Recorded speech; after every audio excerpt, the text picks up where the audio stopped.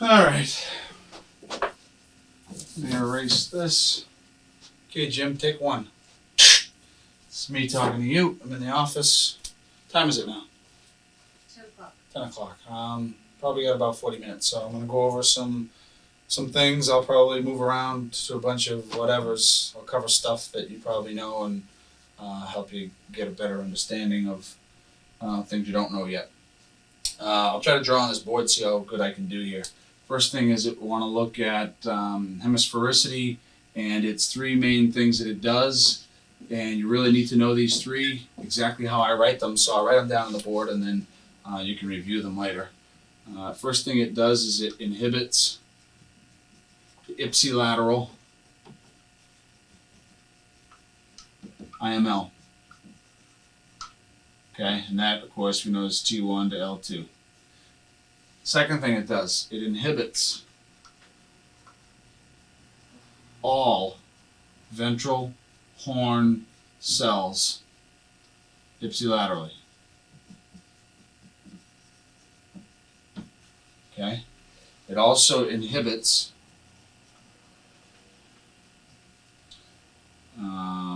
the ventral horn cells that control anterior muscles above T6 and posterior muscles. You know what?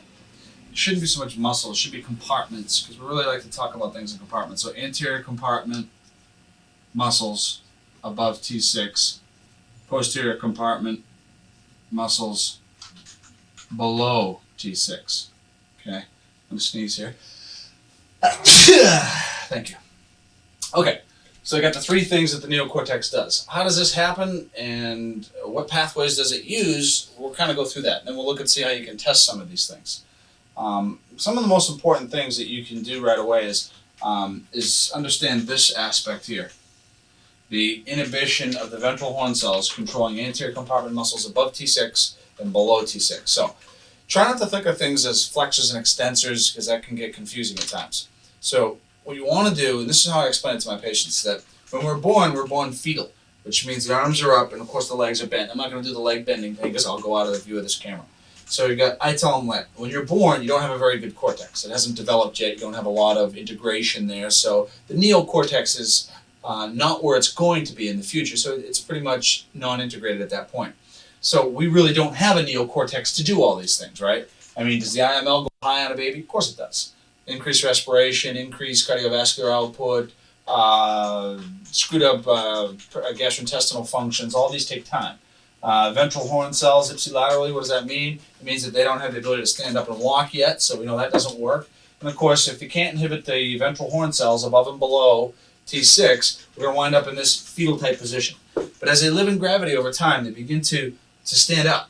And as the reason that they stand up is because they're integrating and growing a brain the longer they live in gravity and become stimulated. So as the cortex gets better, they begin to stand, and when we stand, we are doing what? We're inhibiting this fetalism, is what I call it. They lose, or increase brain's inhibition of anterior muscles above T6. Now these are the pecs, these are the scalenes, these are the sternocleidomastoids, the anterior delts, bis. You get all this information, it's all from the anterior compartment. This should be inhibited consistently and constantly so that our arm can rest in normal angulation.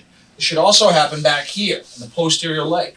We should have the gluteus, the piriformis muscles, the hamstrings, the biceps femoris, all the way down to the calf musculature, even into the bottoms of the feet. All of that posterior compartment muscle should also be inhibited.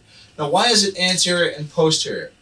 Well, the nervous system does a flip at T6.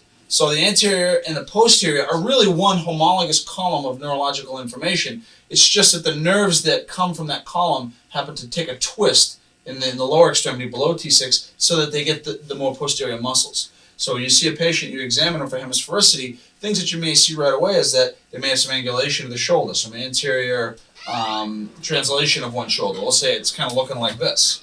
Maybe I can do it like this. I don't know if you can see it, but I'll accentuate it. So you might see this. When this increases in tone, the posterior will automatically be inhibited. So you're going to get rotator cuff problems, weakness of the posterior delts, weakness of the what do you call them?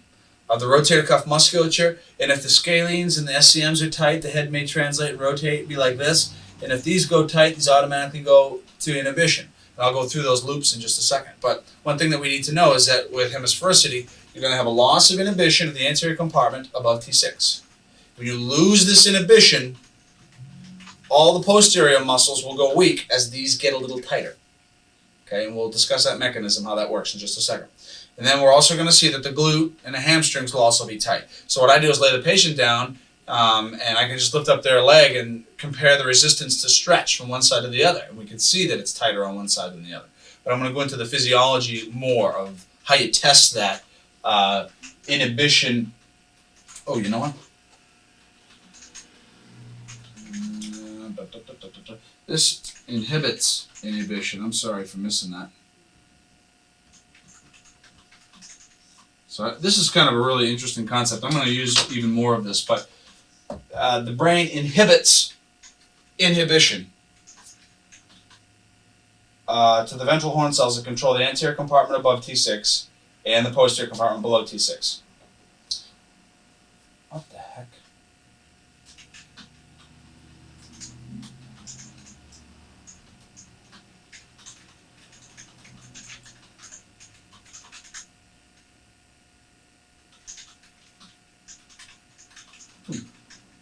Inhibits all ventral inhibits. I'm having a brain cramp. I don't know why. My sister's laughing at me. I have a brain cramp. Go ahead. You know, she types it so many times. Which one is it? I wasn't listening. Inhibition of all ventral horns. Inhibition If of inhibition. you have inhibition of inhibition, that means they'll fire. So this is wrong. What a dipshit. Sorry, Jim. That's okay though. Don't get confused. Everything I just said is correct. Matter of fact, inhibition of inhibition takes place up here.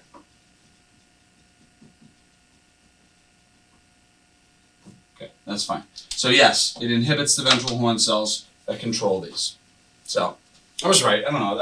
Inhibition was thrown in here. Don't worry about these because we haven't gotten to those yet. We're just talking about this third aspect. So the brain should inhibit the ventral horn cells that control the anterior compartment muscles and posterior compartment muscles.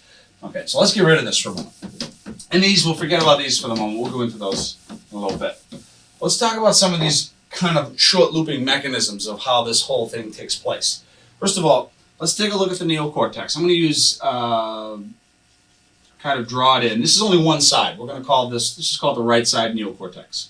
Now, how does the neocortex, first and foremost, how does it inhibit these ventral horn cells? Where are these ventral horn cells? They're in the cord, obviously, at multi-segmental levels, and and I know you know this stuff, but let me throw it in quick just to give you a refresher memory.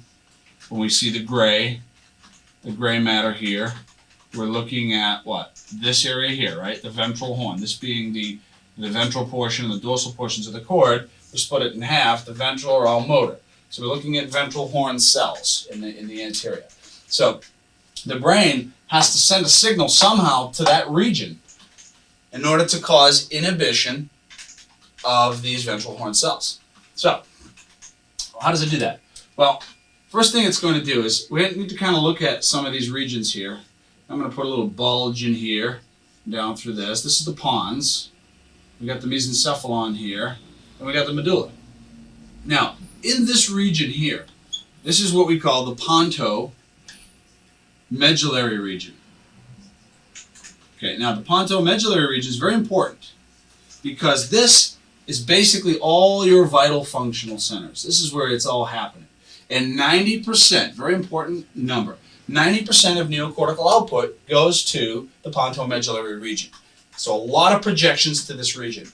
Some of these, many of these, drive your vital functions. They drive vital functions into the pontomedullary region. Pneumotaxic, apneustic for breathing, cardiovascular, respiratory center, all this stuff is down here in the pontomedullary region. So the brain is exciting that. But a great amount of that output is also to excite inhibitory output to create cord effects. So let's say that the neocortex is going to cause the excitation of certain descending projections. Let me change the color up here because I'm getting too monotonous. So we're going to say that all of a sudden neocortex comes down here and excites a bunch of inhibitory centers. And these inhibitory centers just descend the cord. And at all these multiple levels, actually let me do it this way, all these multiple levels along the cord, it's causing inhibition of these ventral horn cells. Okay, so neocortex, it excites inhibition from regions in the pontomedullary region. Now these just descend down the cord in a very particular tract called the medullary reticulospinal tract, and it is an ipsilateral projection. So all this inhibition stuff that you keep hearing about, inhibition of the IML, inhibition of all ventral horn cells, inhibition of the ventral horn cells in the anterior compartment above T6 to the posterior compartment below T6. How does all this inhibition take place? The brain excites pontomedullary interneurons, which descend through the medullary reticulospinal tract and then have their effect on the cord. It's kind of nice. So let's take kind of a look at the cord for a moment and see how this really takes place, because now I gave this to you very simple. I said neocortex will excite the pontomedullary region, which will cause inhibition of these and of these. This is easy, okay? But not that I want to make it more difficult, but I want you to see what's happening in the cord, particularly while this is happening. Medullary reticulospinal tract, I'm going to leave that up for a moment. And let's go ahead and take a bigger look at some cord. And we're going to see that we've got ventral horn out here. My depictions are pretty poor, so bear with me here. Okay, now, we're going to look at the medullary reticulospinal tract. It's right here. Okay, it's ipsilateral. So this pontomedullary region sends an ipsilateral projection right down that white matter. That's what this is, medullary reticulospinal tract. Now this medullary reticulospinal tract, it needs to excite, because it's going to excite inhibition of ventral horn. Hold on one second. I gotta stop the tape for a second. Somebody just came in. My lovely wife. Say hi, Jim. Hey, Jim. She's shy. Okay, I'm back. Just had to give her an adjustment. And while I was sitting there, I just started thinking of a couple things too. Okay, where am I? Lost the green. It's over here. Okay, so let me back it up for 1 second, because I kind of threw a teeny curveball. Nothing crazy. Hang in there with me. The neocortex excites the cells of the medullary reticulospinal tract. Okay, these cells descend here in the tract, and when they get there, they basically do this. They come over here and they cause the excitation of an inhibitory interneuron. Kind of cool thing, Jim, is that this here is the IML, right? That's the lateral horn. So these are lateral horn cells. These aren't inhibitory, but right next to them is a giant pool called, not the IML now, it's called the IIM. Intermediate, how does it? Intermediate region. So we look at those regions there, whatever it is. There's IML and IIM. IIM is a big pool of interneurons sitting right there. Matter of fact, when you look at inhibition happening at cord levels, all that happens, those inhibitory interneurons are mostly saturated in the IIM area. So what we see here is that the medullary reticulospinal tract is descending in the cord, and it's sending signals into the IIM to excite one of its inhibitors, or a population of its inhibitors, obviously. And what do these do? These come down to the ventral horn cell, VHC, ventral horn cell, okay? So when they get down to the ventral horn cell, which population of cells does this system affect? Well, if we're above T6, it's going to be anterior compartment motor neurons, right? And if it's below T6, posterior compartment motor neurons. So we're going to see neocortical inhibition of ventral horn cells to the anterior compartment above T6 and the posterior compartment below T6. How does it get the signal there? The neocortex will excite the pontomedullary region. Has to be there. When it excites that region, you excite pools of neurons which descend in the medullary reticulospinal tract. They descend all the way down to these certain cord levels. When they get there at those levels, these neurons send collaterals into the IIM, whatever the hell I tried to call it before, I couldn't figure it out. Then the IIM has loaded with inhibitory interneurons. Those inhibitory interneurons come down to the ventral horn cell and then affect the certain muscles above T6 and below T6. That's how that system works. Okay. I don't know if I want to add any more to that. I think I do. Okay, so let's take this away just for a second now. Let's see, how can we tell if a person has lost inhibition of the anterior muscles above T6 and below T6? Well, let's just consider above T6 first. If we lost the brain's ability to excite this pontomedullary or this medullary reticulospinal tract, if we lost that excitation, we would not be exciting the IIM inhibitors, right?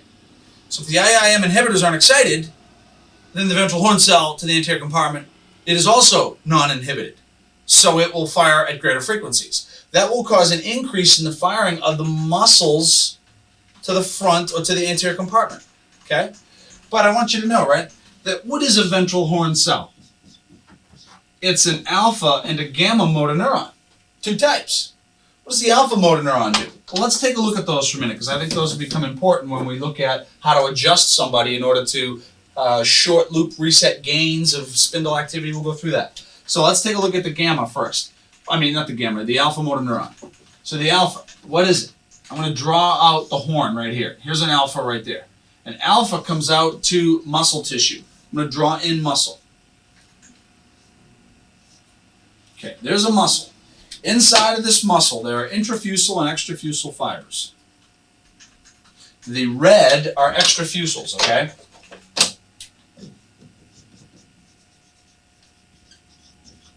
Okay, extrafusals are the fibers that contract. They have contractile elements in them.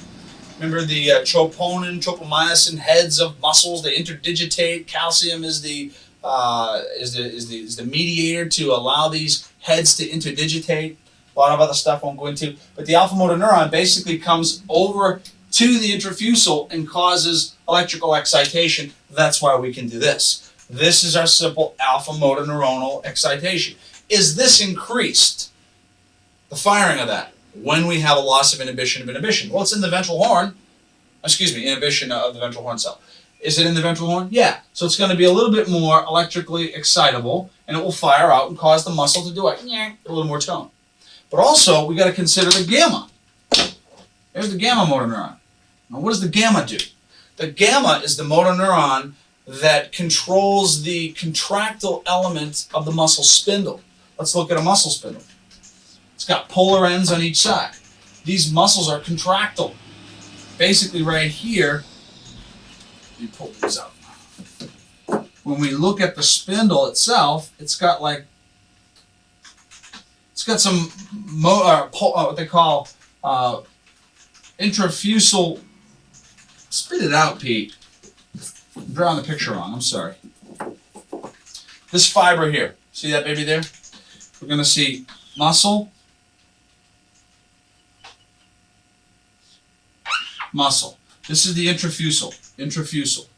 Okay, now the gamma motor comes down here and it controls the contractile elements of the of the intrafusal. This here is where the 1A receptor is. The 1A receptor is entwound into this little sensory portion of the whole spindle apparatus. So what we're going to see here is that this is a 1A. Let's get it out of the way for a minute. This is a 1A muscle spindle afferent. And it has a neuronal ending. I'm going to give you those two. You don't need to know these, but I know them. Flower sprays receptors and annulospiral receptors. Okay, these are the receptor of the 1A. Now the 1A fires up back to the cord and creates a response, which we're going to talk about in just a second.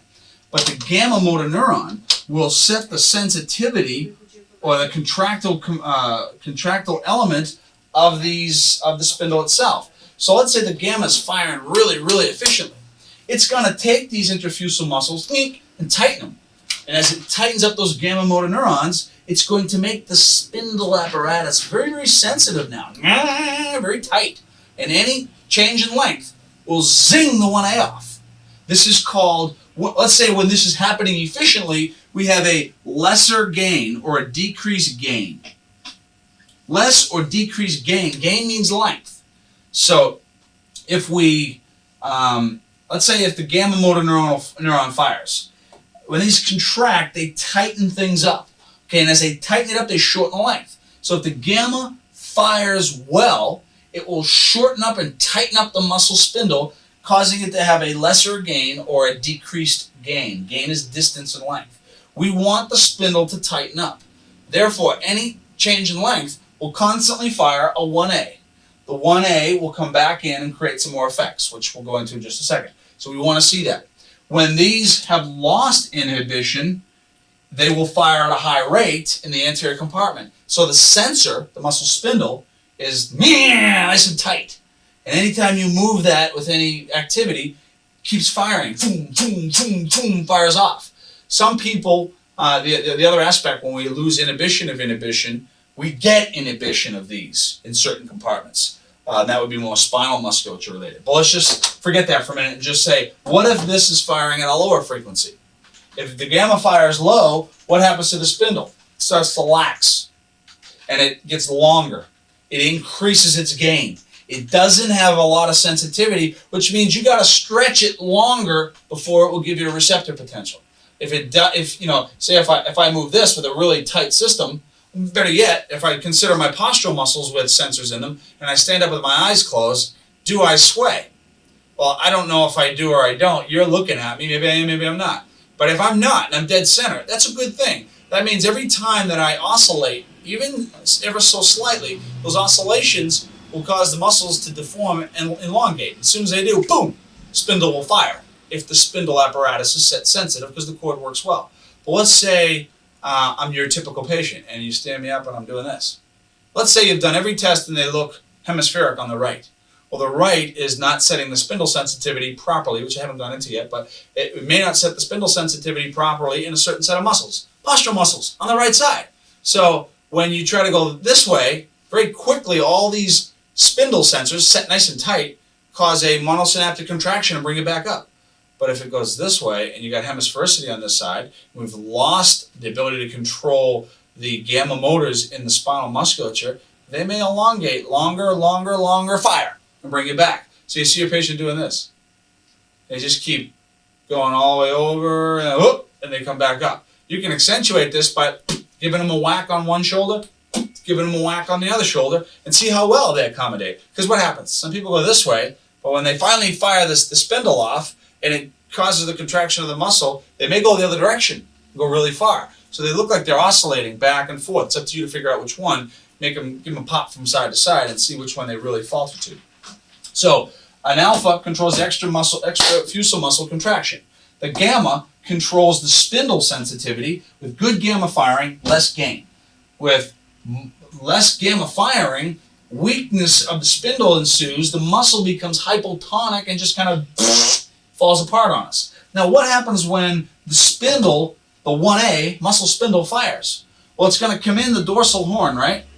The DH, dorsal horn, and it's going to come down here and cause monosynaptic excitation of both. And of course, when it causes excitation, it's going to cause extrafusal muscle to contract. That would be like a reflex.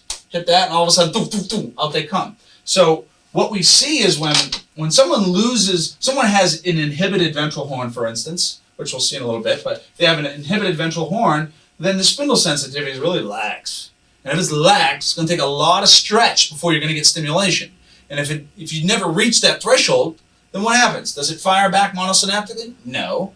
So what happens to those ventral horn cells? They don't fire as much. So what happens to the tone of the musculature now that it's not firing as much? It's hypotonic. It's less and less efficient. And we can see hypotonia in patients. You see it in your patients when you lose the curve. Because cervical posterior compartment muscle hypotonia is a consequence of XYZ. But that's a spindle activity problem. So we've got some of that down. So let's get out of here for a second. Let me tell you why I wanted you to know a little bit about spindle activity. Because now let's consider the anterior and posterior compartment of muscle. I'm going to try and draw a tricep here. I'm obviously not too good at it. I mean a deltoid. There's a delt from the side. Here's me. I'm going to try to draw this down here. Maybe I'll even get close and showing how it's done. Kind of little Popeye arms here, and the thumb, I guess, comes over here, and we start to see these fingers. Okay, that's not too bad.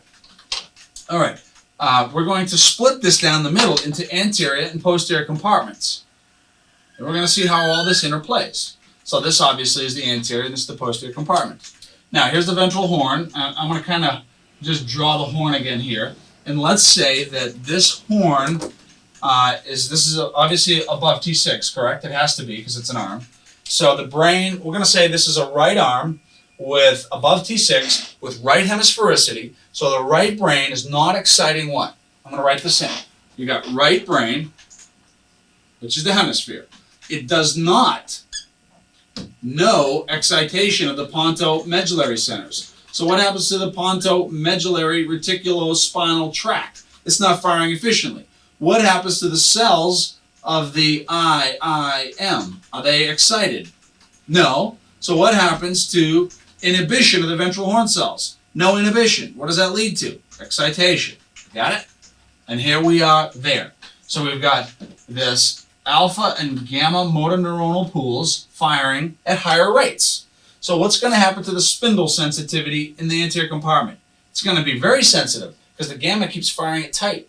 When it fires it tight monosynaptically, what happens to the alpha motor neuron? It keeps firing as well. What does the tonus in the anterior compartment increase? So we've got hypertonus in the anterior compartment with a increased sensitivity to the spindle, which what would that be? Increased or decreased gain? Is the spindle longer, meaning it's weak, or is it shorter, meaning it's more sensitive? Short and sensitive, so it's got a decreased gain on the spindle. Cool. All anterior compartment now. Everything happening in the anterior. You may notice the angulation changes in the patient.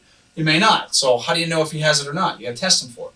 So what's going to happen now when I'm going to draw a... We don't need these anymore because I'm sure you can understand that portion. So let's take a look at... let's just take a look at the whole section of cord in this area. Okay, so all of a sudden, we've got increased afferentation coming from the anterior compartment.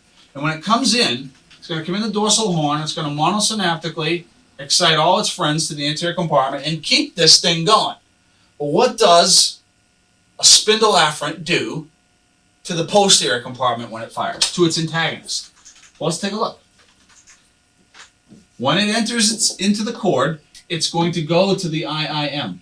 And it's going to go to the IIM. And what's in the IIM next to the IML? Inhibitors. Bunch of inhibitors. So it's going to excite some of those. And there it is. There's the inhibitor, and it says, I'm going to excite you, and I want you to go to the posterior compartment. This is a posterior compartment, alpha and gamma motor neuron. We'll draw them both in there. So what is going to happen to the posterior compartment? Disynaptic inhibition. You should know that. So if spindles fire high from the anterior compartment, when they hit the cord, they're going to excite monosynaptic excitation of all ventrals to the same musculature, but it's going to cause disynaptic inhibition to all posterior compartment muscles. So now the posterior compartment is doing what? Squashing. It's squashing down. We don't like that because with that we're going to get atrophy, right? You're going to get atrophy of the muscles. And a lot of these are like rotator cuff. You'll see a ton of patients with all types of shoulder problems, and they'll have bursitis, and of course rotator cuff syndromes. These are all a consequence of atrophy. So we should take a look at a muscle and say, here's a nice thick deltoid or rotator cuff muscle with a tendon. Okay, this is called where the muscle meets the tendon and creates its connection to bone. This is called the series elastic element. Series elastic element. And what we know about the structural loads of these is that muscle will take 80% of the load of a force, and the tendon will take 20% of the load. But when this disynaptic postsynaptic inhibition keeps taking place because of a loss of cortical control to the region to begin with, as long as this posterior compartment keeps becoming more and more inhibited, it itself, can it now excite its own process? No, because the spindles are weak, the muscles are weak, so it can't even excite itself. And it's being totally downplayed by the anterior compartment. So now we go, what's going to happen to the size of the muscle? Obviously, there's going to be some atrophy taking place because we're not going to continually fire that muscle systems, therefore not get enough protein replication. We're not going to build up mitochondria. We're not going to build myofilaments. We're going to have continued breakdown of that muscle. So what we're going to start to see is that the muscle is going to start looking like this. Obviously, this is a much wimpier muscle than the one we just saw. So now we're going to redistribute some force, because most of the force now that was on this muscle belly, which was 80% a moment ago, it'll flip-flop. And the 80% will go to the tendon. This is going to irritate the tendon, because this tendon, or this series elastic element, is not set up to handle these loads. And what happens now is your patient starts getting rotator cuff tendinitis, lateral epicondylitis, tennis elbow. Constant angulation change in the wrist with this getting tighter is going to cause carpal tunnel syndrome. Real simple, right? So you would want to do what? You want to get these muscles reestablished neurologically. So you got to make adjustments to do that. First and foremost, you need to work on the hemisphericity, but you also need to work on the muscles. Now, patients are coming in now, so I'm going to have to cut you off for a minute. I'll continue in a little while. Hi. Hi. What's up? All right, I'm going to try to continue on just for a few minutes. The patient's going to go and do some therapy and stuff. Okay, so what you want to do to find out if this is actually happening in somebody is you want to test all the muscles first and foremost to see. I mean, they may have peripheral entrapment of muscle now, of nerve. Now that the muscles are changing tone, they can be entrapped in the two bellies of the pronator teres. They can be entrapped there. The median nerve can be entrapped there. We can see in the quadrangular and axillary spaces, we can get radial and axillary nerve entrapments as we change tonuses. It's kind of cool stuff. But you can work on that later. So we want to look at this, and the most outstanding feature to the two posterior compartment muscles, which are very easy to measure, are the fingers extensors. So you sit with the patient, you have them put their hands up like this, and I want you to try and bend their fingers down, and you'll feel the resistance and compare them from side to side. Somebody who's got a good right neocortical lesion, when you pull them down, these fingers are going to go down much easier than the other side. How come? They're weaker. How come? Anterior compartment's tight. How come? Neocortical loss of excitation to the pontomedullary region, which would excite the medullary reticulospinal tract, which would normally excite inhibitors at the IIM, which would normally inhibit anterior muscles above T6. Not happening. Anterior muscles tighten.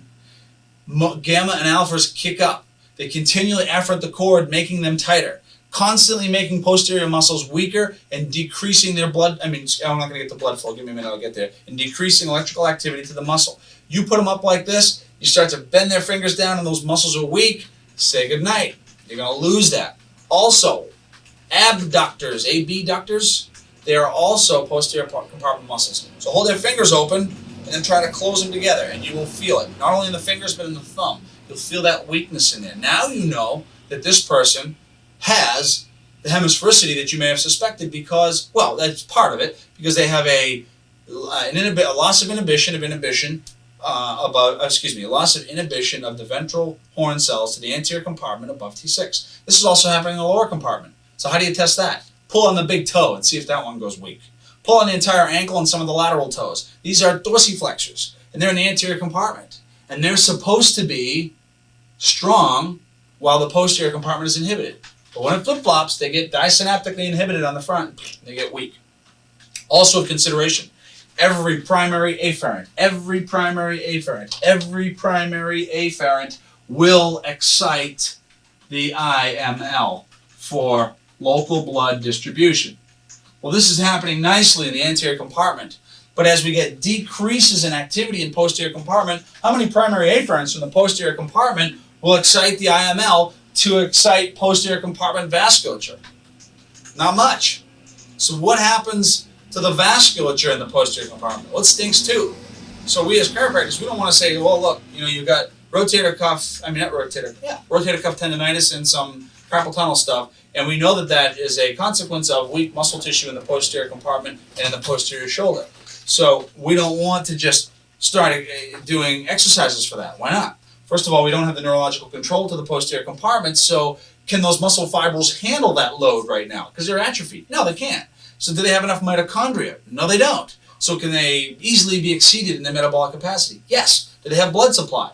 Well, not a whole lot. So it's up to you to do some things. You need to first and foremost change this local cord reflex here by making some adjustments of this extremity in order to evoke some 1A and 1B, Golgi tendon and muscle spindle activities, which would flip-flop this activity by changing cord function here. Of course, the important thing is that change the gain, reset the gain before you change the brain. That's always a thing that Carrick has told us. So we would want to take this extremity and do something to it in order to evoke signals that would change this environment, to tighten the posterior side and inhibit the anterior side. It's kind of cool.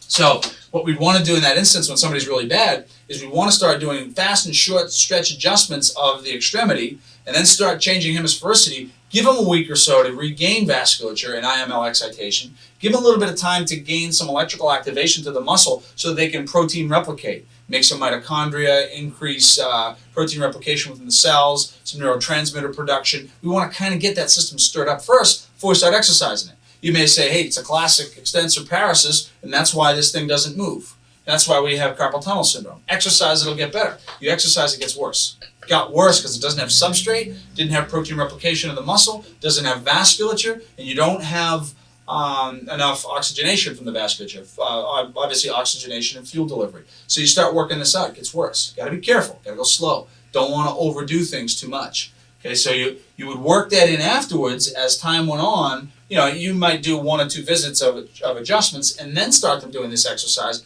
as you reestablish these ratios from the front and the back so as not to exceed the metabolic capacity of these muscles. Otherwise, if you do, the muscles will diminish and the serous elastic element will be the one that gets more and more and more stress put on it. Now you're getting worse tendonitis and you thought you were doing something good for them. Kind of cool. Okay, so I shouldn't have undone that. So let's take a look at this now and say, okay, this individual, we saw through the exam that they had some weakness of extensors here. Let's give it a name so you can start calling it something. This would be, if they lost this here, this would be considered a soft, non-spastic, pyramidal paresis. Okay, that's what we'll call this. I'll write it down. It's a soft, non-spastic, because it's not as a consequence of ablative lesions in the brain that would cause, all kinds of spasticity that we'd see in other upper motor neuron lesions. Soft, non-spastic, pyramidal, in the pyramidal distribution, pyramidal paresis. Okay? Now, if you found this in the spine, which you will, you'll see lots of curvatures, lots of lordoses, you'll see degeneration, all these other aspects of it. Then you would get a soft, non-spastic, pyramidal paraparesis. Para just meaning both sides of the spine. They're goofed, bilateral innervation.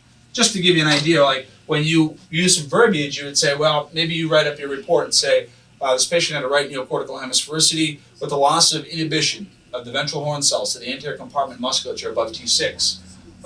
This was seen on examination with a soft, non-spastic pyramidal paresis in the distal upper extremities. That's just a way to explain how that works. So now you have to say, well, I got anterior compartment increased muscle tone, and I got posterior compartment paresis. How do I change that? What does a 1A do? 1A excites. What does a 1B do? It inhibits. So if we want to inhibit the anterior compartment, we've got to find 1B afferents from the anterior compartment, and we've got to fire them off so that they come back and cause inhibition of the anterior musculature. How do you do that? What causes... Those are the girls whispering at me. Oh, I got to wrap this up because they're coming in. So we look at the 1A and the 1B. How do you get a 1B to fire? You need to tweak the tendon real quick because that's where they are. So let's say you want to evoke some responses from the anterior compartment with a 1B, because 1Bs do what? 1Bs cause inhibition of the same muscle and disynaptic excitation. Is it disynaptic? It is actually disynaptic. No, I'm sorry. Monosynaptic excitation of the posterior compartment. That'll tighten that up. So you take the anterior elbow like this, and you can just do like a radial head, quick little pop on it. Just one little bang like that. That evokes 1Bs. 1Bs cause inhibition to the anteriors, excitation of the posteriors. Very good. Can we do that with the wrist? Sure. Do your old familiar adjustment like that, pop that, gets a fast stretch. If And that'll fire off in here. That'll call it fast stretch. Now is a 1B. B's are fast stretches. Inhibition, excitation. But now we want to get up in the shoulder region. What do we want to do? We want to take the arm up like this. We want to lightly pull it across the body to slow stretch all the posterior muscles. Slow stretching posterior muscles has the same effect. Because in the backside, when you're slow stretching this is a 1A. Slow stretches are 1As. Slow stretches are 1As. Slow stretches evoke 1As, which cause what?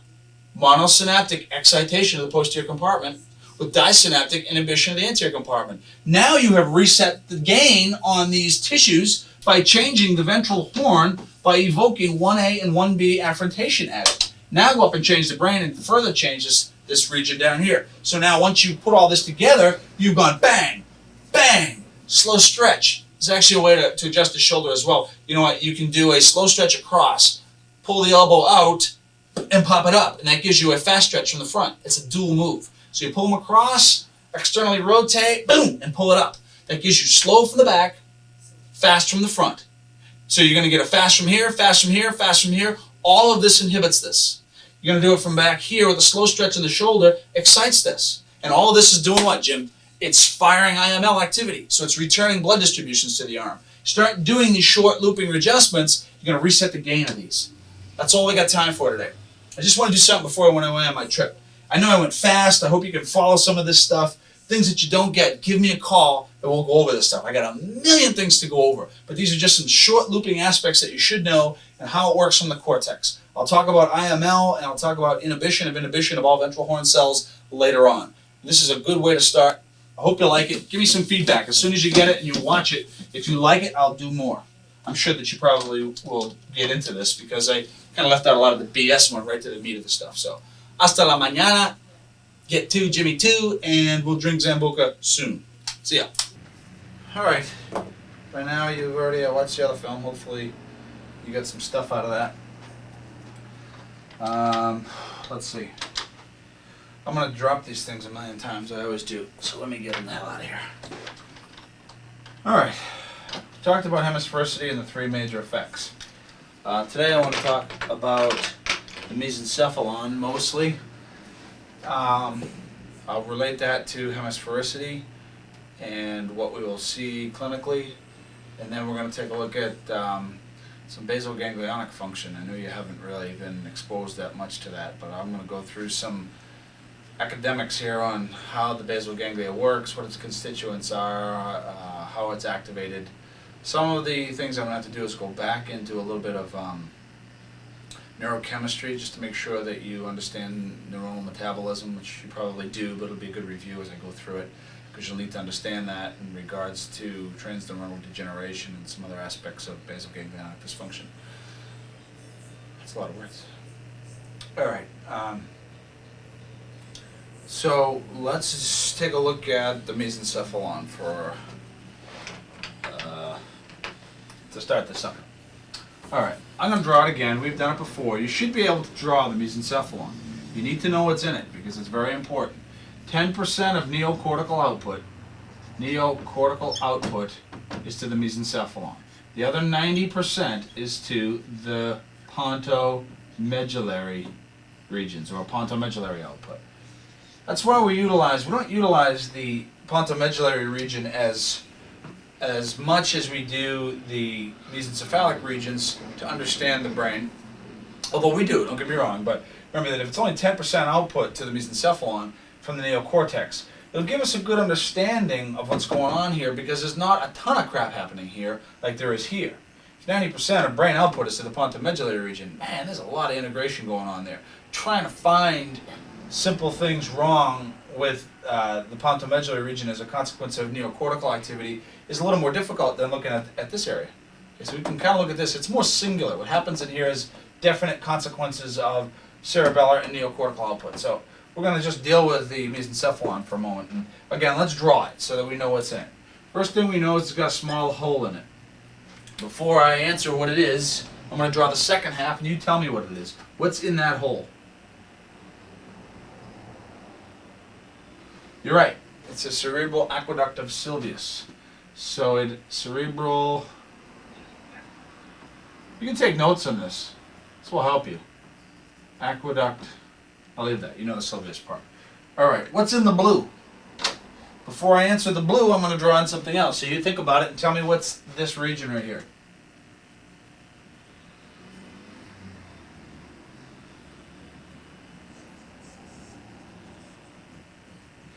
If you answered substantia nigra, you are wrong. If you answered the periaqueductal region, which is gray, you are correct. This is PAG. And you know that the PAG is the pain inhibitory centers of the brain. Brain fires these regions.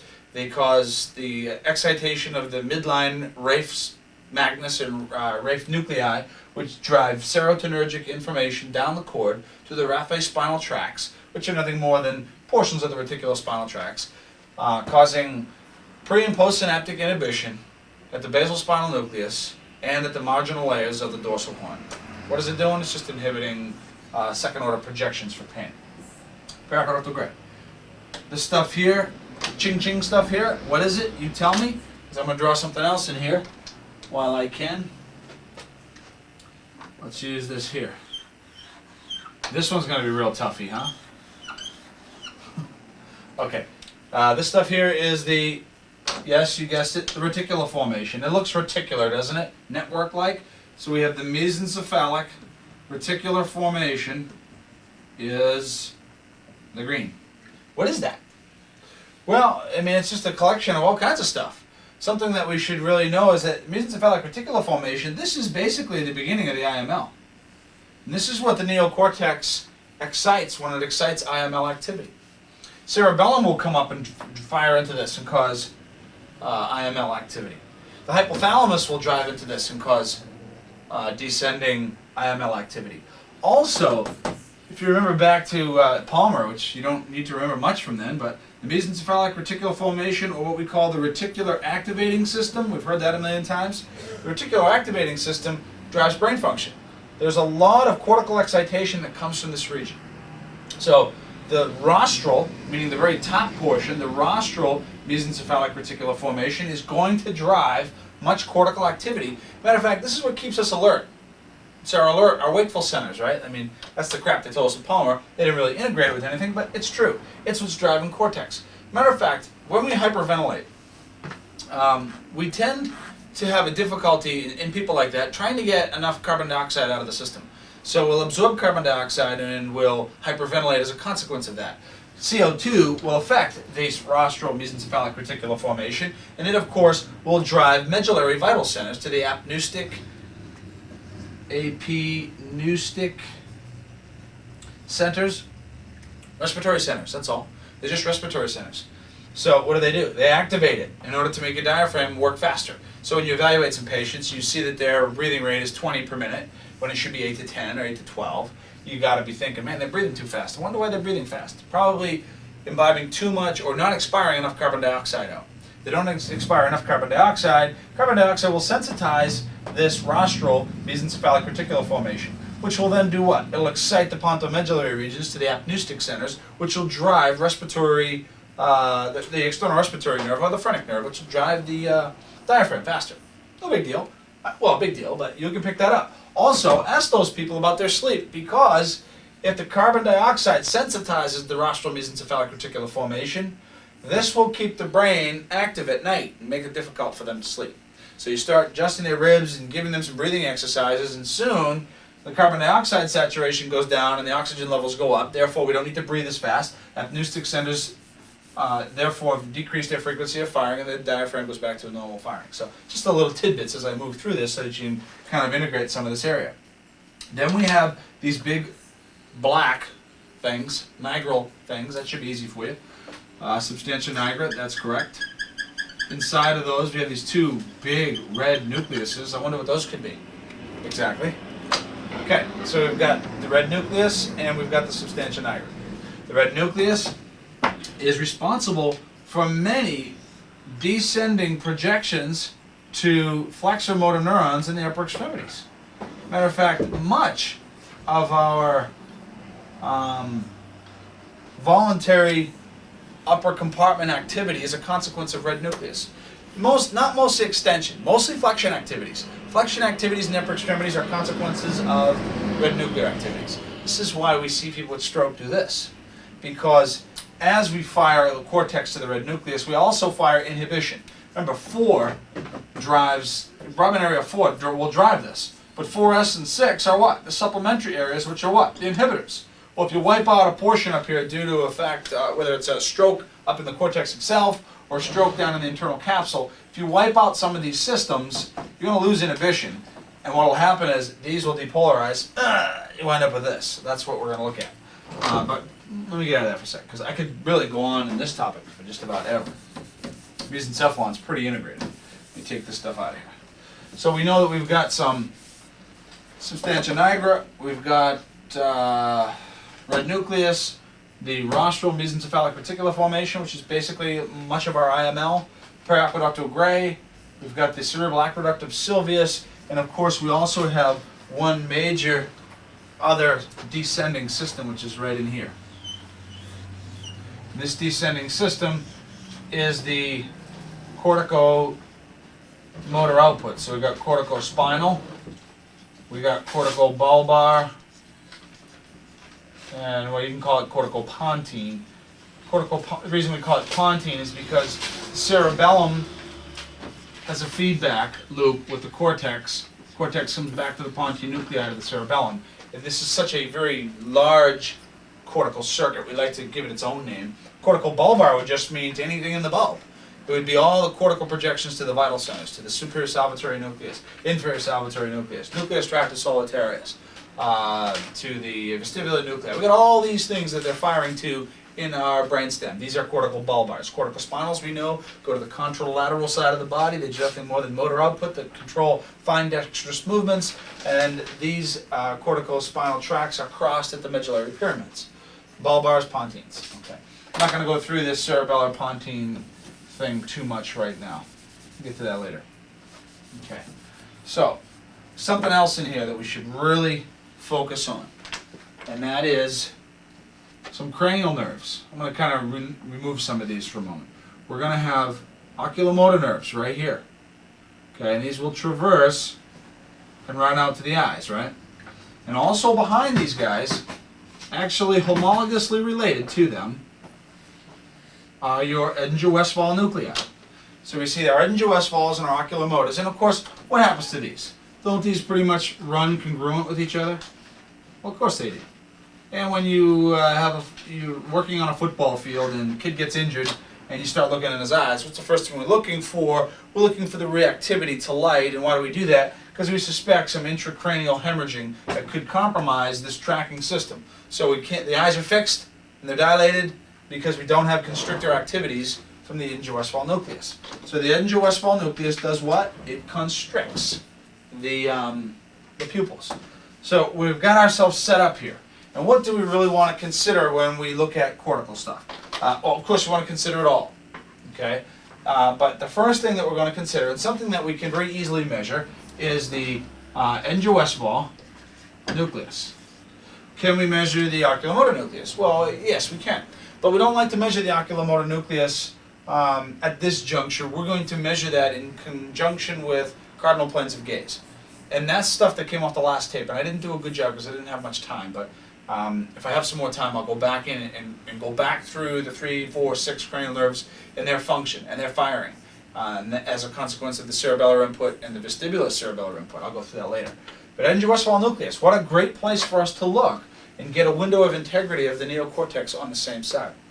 So let's say, for instance, we're going to look at let's split this guy down the middle, and we'll call them left and right. So here's our mesencephalon. We split them down the middle, and this is left and this is right.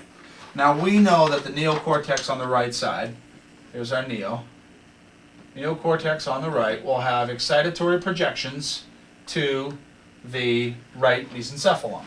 Right neocortex, right mesencephalon, and it's firing to it. So we're going to know that the neocortex is going to activate the Edinger-Westphal nucleus. Now activate is a very, very important word, and you should know what that means. Activate does not mean inhibition, and it does not mean excitation. It means both. And that's really, really important. So let's look at a neuron for a second. And let's say that this incoming projection and this incoming projection are two different types. This one here is an inhibitory, and this one is excitatory. Either one of those is active to that nerve cell, okay? Even though this one will produce a neurotransmitter which will interact with the proteins on the cell membrane of this particular neuron and cause it to shift away from threshold only because, closer to threshold because it's going to activate it. We're going to see what? Forget what I just said. Let me get out of here. Neurochemical. Being released, neurotransmitter. This is going to cause activation of this cell. This one here is going to release a transmitter, and it's going to cause inhibition of this cell. Either way, whether it's inhibited or it's activated, this is a healthy cell. This guy over here is happy. Why? Because every time there is neurotransmitter interactions with its membrane, it produces the key role player here, protein. If a nerve cell produces protein internally, then it now can produce mitochondria. It can produce lysosomes, vacuoles, the membrane itself, neurotransmitters, more dendrite productions, dendritic spines, all of this stuff is nothing more than protein. So a healthy cell means that it is activated. Whether it's activated and completely inhibited means it's still healthy. Remember, activation means that something is contacting it. Let me show you a non-activated cell. Let's remove both of these. Not only do we not have inhibition or excitation, we have no activation.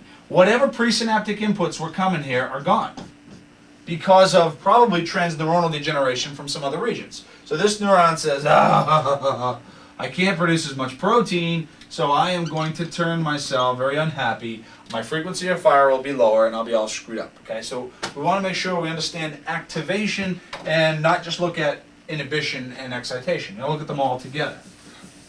Okay, so if we lose, let's say that from some source, and we'll make up a scenario right now. Let's just say that there's a bad C1 subluxation on the left side.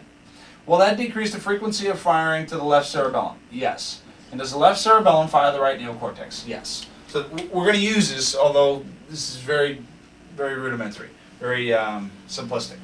So let's just say the right neocortex is down in its frequency to fire. And why is that? Because it has what? Less activation. You just wiped out some of its activity. So if you wipe out some of its activation, some of these neocortical neurons are what? They are no longer producing the same amount of protein. Therefore, they may fatigue much easier because they don't have the mitochondrial substrates that are made of what? Protein. So we don't have those, so they'll break down. With a decreased neocortical output, we're going to lose the first bit of firing to the Edge-Westphal nucleus. Okay? And of course, let me consider oculomotor nucleus because I just thought of something I left out before. Yes, we're going to look at oculomotor in all cardinal planes of gaze, but we can actually consider it here independently as well. So we're going to do both. Let's take a look at the Edge-Westphal nucleus and what might we see with the right neocortical lesion. Okay, let's shine a light, and I know you know this already. Let's say that here is one eye and here's the other, here's the nose, and we want to look, we got the eyes fixed straight ahead. We shine a light in here on the left. It will do what? It'll come to the optic nerve, and it'll come around through the colliculus into the pretectal regions, and it will excite the Edge-Westphal nucleus, which will cause constriction or excitation of the pupilloconstrictor muscle. So we see this. When we flash the light to the medial retina, we expect a certain amount of frequency of firing through these pathways. We want to evaluate the integrity of that neuronal pool, of that Edge-Westphal neuronal pool. And remember that there are a lot of different inputs to that region. So there can be a lot of reasons why it doesn't fire well.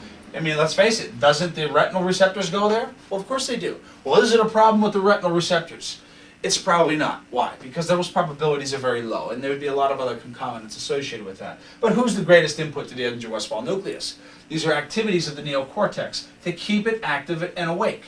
So if we look at this system, we're going to see in an individual with a right neocortical lesion, we're going to flash a light now to evaluate this. So let's say it exists, we already know it, we're just going to double check it. We're going to hit them with a light here. It's going to come in around through the optic nerves to the posterior commissure, around into the protectal regions in the back of the upper supracolliculus, right in the regions of the superior mesencephalon.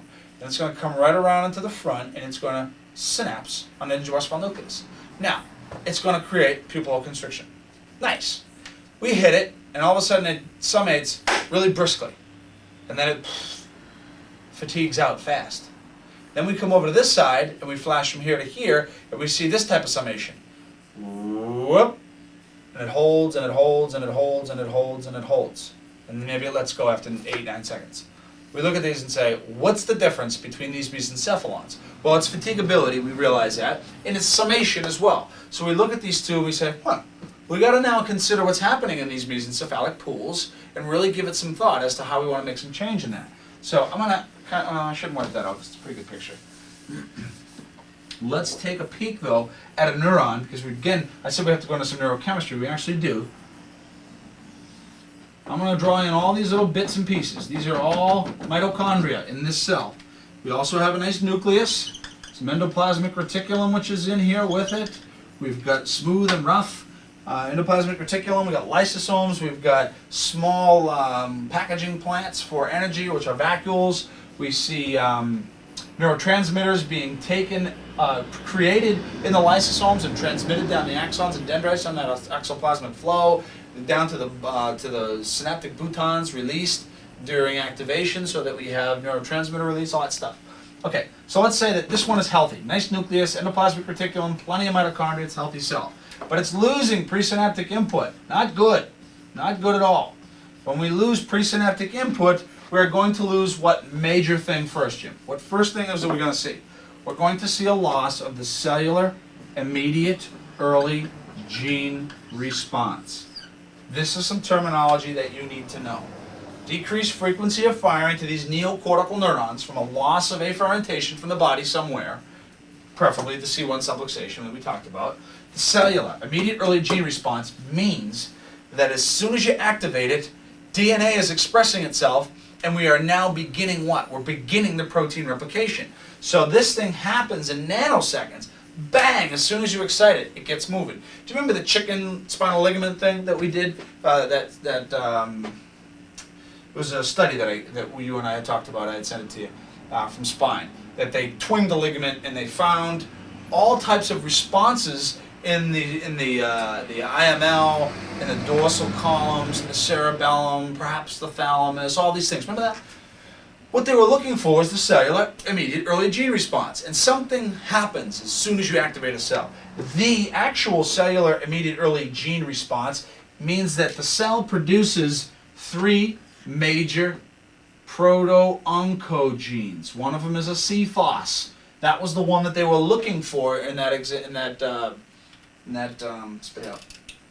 research study. There's also C-Jun and C-Mir. You're going to see these. About 3 major proto-oncogenes that are associated with a cellular immediate early gene response. These are consequences of activation. So you activate a nerve cell healthfully, it increases its cellular immediate early gene response. And when they say immediate, man, we're talking 10 to the minus 9 seconds, nanoseconds to produce protein.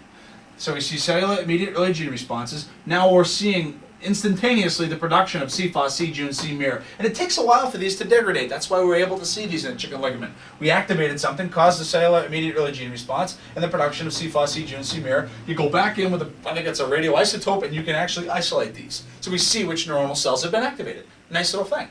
But we know when these are activated, what do these do? What are these? These are templates to produce protein in the ribosome, not the ribosomes, in the mitochondria. Let me take my shoes off here. My shoes get itchy. So when we have activation, we have productions of proto-oncogenes, and then we see protein being produced. When we have protein, we are a happy camper. Why is that? What is protein doing? It's making the whole dang cell. The cell is being made by protein. And one major constituent that's made of protein is our mitochondria, right?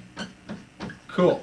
We need mitochondria in order to keep this cell alive. Because what does mitochondria do? It produces energy, or ATP, right?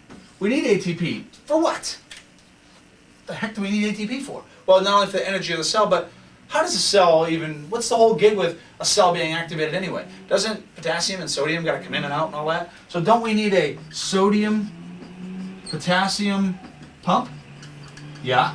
And what is that?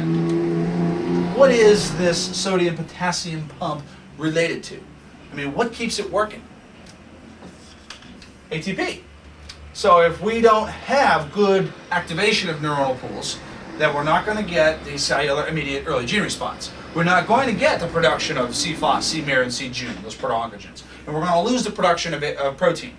A loss of intracellular protein will decrease the numbers of mitochondria because they're made of protein. When mitochondria begin to diminish, they can't produce the ATP. Without the ATP, we're not going to drive the sodium-potassium pump. What the heck is going to happen now? We're going to see some changes in the distribution of sodium-potassium. So let's talk about sodium-potassium for a second. Outside the cell, there's sodium. Inside the cell, there's potassium. There's potassium outside, there's sodium inside all the time. But the major concentrations are in this direction. So, polarized, what does it mean? This is a polarized molecule. Does this look polarized to you? It doesn't look polarized to me either, but it is, and I'll show you why. It is not plus and it is not minus. Doesn't the outside look positive and doesn't the inside look positive? It does to me. Well, then why is the inside and the outside equal? How can you call them polarized? They should be what? Depolarized, but they're not. They're polarized. Because the inside of the cell, I'm going to switch some colors here, give you something to actually look at. The inside of the cell is made of protein. And protein is negative, Jim. Protein is negative, protein is negative, protein is negative. Negative, negative, always negative, never positive, negative, negative. Got it? Okay, I think I've driven that point home. Protein is negative. And the whole cell is made of protein. So, what is the overall electrical activity of the internal environment of the cell? It's negative. So the internal environment is negative. The outside environment is positive. There's your polarity. Good. This is a polarized cell. Polarized means what kind of activity? Not much at this moment in time. Remember, this changes constantly. But it's not happening. Nothing's happening right now. But when we activate this, we are going to open voltage-gated channels which sodium will leak in. Sodium begins to rush in. Now, as it's leaking in, what is happening to the environment? Isn't it becoming more positive? Yes. Is it now becoming depolarized? Yes. Well, this is good. So a minute ago, we didn't have any sodiums in this otherwise healthy cell. But now we've activated it and we've opened sodium channels and we have dumped a whole crap load of sodium in there. So now you got all the sodium inside the cell. So now the cell is becoming less and less negative and becoming more and more positive. Let's just say this is a healthy cell. This cell does what? It will cause an action potential because it is doing what? It is depolarizing. And when it gets to a certain negativity, positivity inside, well, I should say negativity because basically it's highly, highly, highly, highly negative and now it's becoming less and less and less negative. Still negative, but it's going to get to a point where it's going to reach its threshold and it's going to fire off. This will be a healthy activation. Now, don't we need to get the sodium out? Of course. This healthy cell has got plenty of mitochondria and plenty of, spit it out, Pete. It has plenty of energy for the sodium-potassium pump. So most of these sodiums here, matter of fact, potassiums let's go back to sodiums, never mind. Sodiums will do what? Sodiums will be pushed back out of the cell. So you get sodiums going back out, and this is good. And you get a potassium coming back in. So we're going to see sodium-potassium pumping working to repolarize this cell after the action potential. Well, this is good. We want that to happen so that we can set up this cell for its next burst of activity. So we want mitochondria in order to drive the energy-consuming sodium-potassium pump to get this stuff back out, to get it to be repolarized again. Very good. Okay, but now let's consider what could happen if this cell had shit the bed. Shit, Maureen, not in really. Okay, so now we're looking at some changes in function. So let me bring this one down just for 1 second. Okay, so let's consider this neuronal cell. Okay, now with less and less activation, you got decreased cellular immediate early gene response. We talked about that. Decreased proto-oncogenes. And then we're going to get decreased protein production. So now with decreased protein, what is it going to look like inside this neuronal cell? Decreased protein is going to create an area of less intracellular negativity. Cool. So with less negativity, we're going to have more positivity. This isn't very good. Why not? Because you've got sodium on the outside, and you've got some the positive sodiums on the outside, but you've also got this more positive nature on the inside. So we're kind of we're losing our balance between electronegativity and electropositivity, and we're going to start to become closer to threshold now, aren't we? Which is kind of cool, because when you'll see this when a neuron shifts closer to threshold. When will it fire? Somebody was just visiting me, that's why it kind of got me off. Okay, closer to threshold. When a cell is closer to threshold, especially when you're looking at oculomotor nucleuses and NG Westphal, the first thing that you're going to see is a very brisk summation. Brisk, bang, it hits quick. When it goes bang, quick, you know that you're going to be close to threshold. If it goes very slow, you're going to be further away from threshold. So do we want to be closer or further away from threshold? Well, a healthy cell is further away. Ones that are unhealthy are closer to threshold. Again, let's go back a second and find out why it isn't closer to threshold right now. Because we now have less protein, less negativity. So if this is a little bit more positive than it was a little while ago, meaning that it is now not so much negative in there, what if I were to leak just a couple of sodiums inside? Just a couple inside. What would happen to the negativity, to the internal electroactivity of the cell? Well, it would reach polarity quickly. If it was very negative and big time positive on the outside, think of all the sodiums you have to dump in there before you actually got it to fire. A lot. But now, because there's less protein, you don't need as much sodium to rush in. If you don't need as much sodium to rush in, summates faster. It'll get to threshold much quicker. And that's what happens when you look at the eyes when there is fatigability in certain motor neuronal pools. Less activity, less cellular, immediate, early gene response, less proto-oncogene response, less internal protein production. With less internal protein production, if you slip a few sodiums in there, as you try to activate it with a light source, for instance, a couple of sodiums rush in, bang, summates right away. Where a healthy cell will take longer to summate, because it's going to need to get a longer train of sodium molecules into the cell before it will finally reach threshold. So when we look at somebody, if we look at thresholds, let's say that's the excitation threshold of the left side. Let's say this is the good mesencephalon. Where is the resting, that's the excitation threshold, where's the resting threshold at the moment?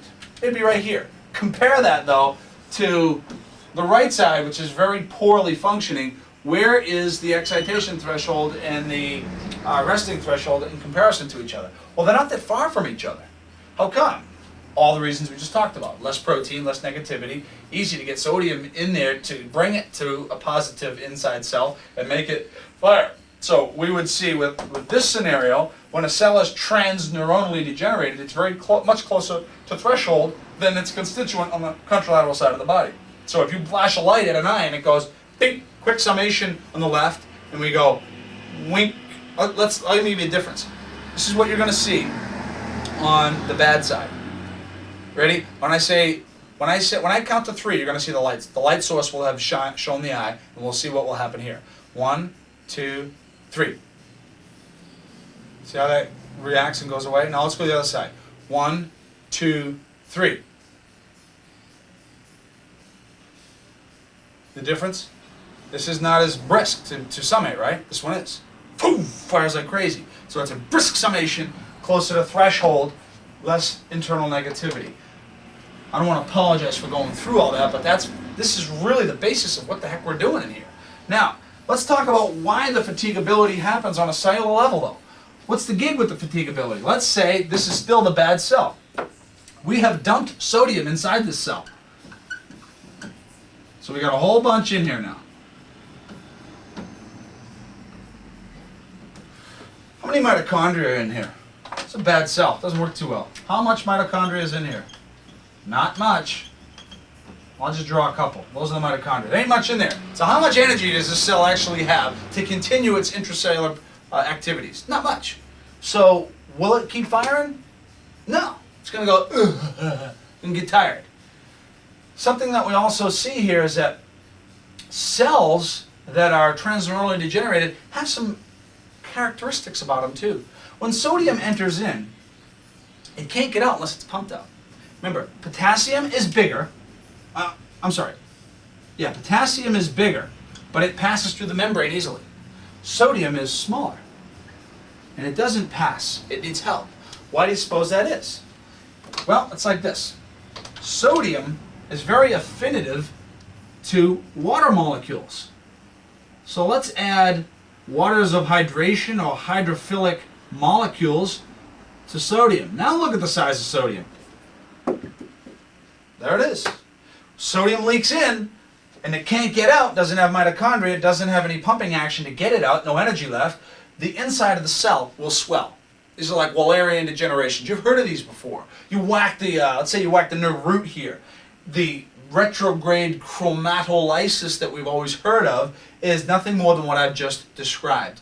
Retrograde chromatolysis is nothing more than a dissolution of the Nissl substance. You've heard that a million times. It's eccentricity of the nucleus. You've heard that a million times. You've also heard that the cell will swell and it will die. What happened?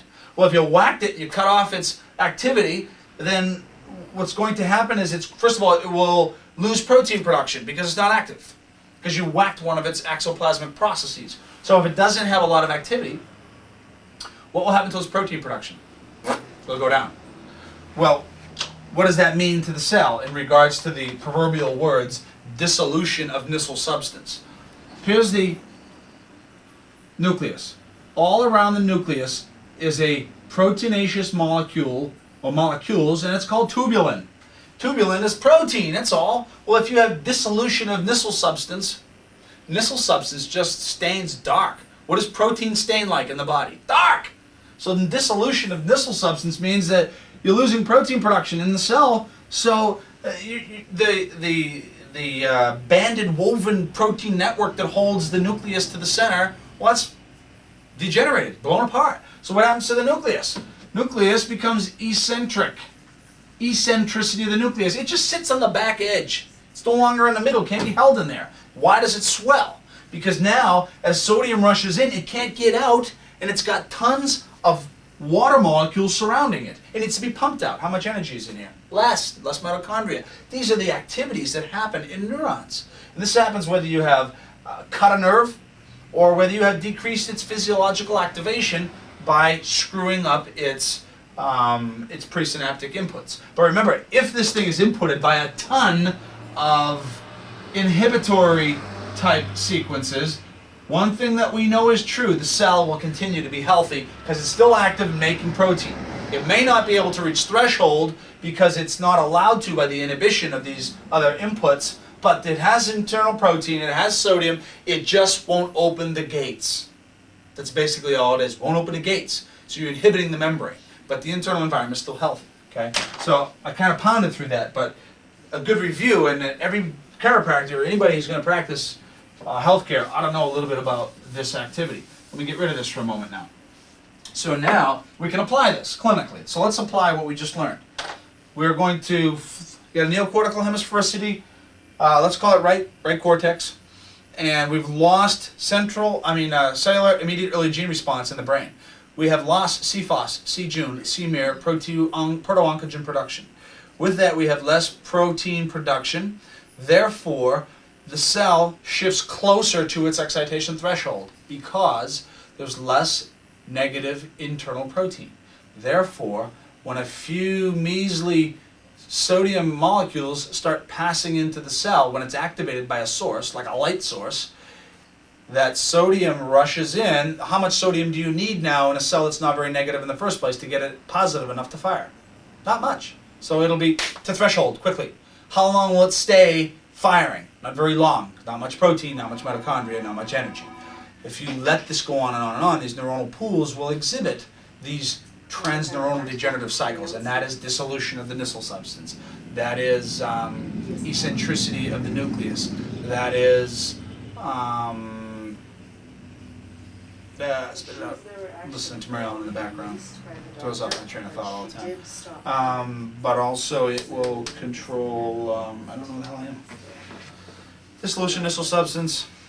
Help me out. Tell me the answer. Maybe I'll get it right through here. Dissolution of Nissl, eccentricity of the nucleus, swelling of the cell. There it is. Swelling of the cell. Okay. So neocortex is going to cause some transneuronal degenerative effects because of everything I just drew over here. It's going to happen in NGOS1 nucleus. So you had just flashed a light. Let me get back to where I was. Flashing a light from this eye to this mesencephalon. To what area? To the rostral regions, which are what? These are the NGOS1 nuclei. And then we look to see, we literally can see those NGOS1 neurons by watching the pupil constrictor activity.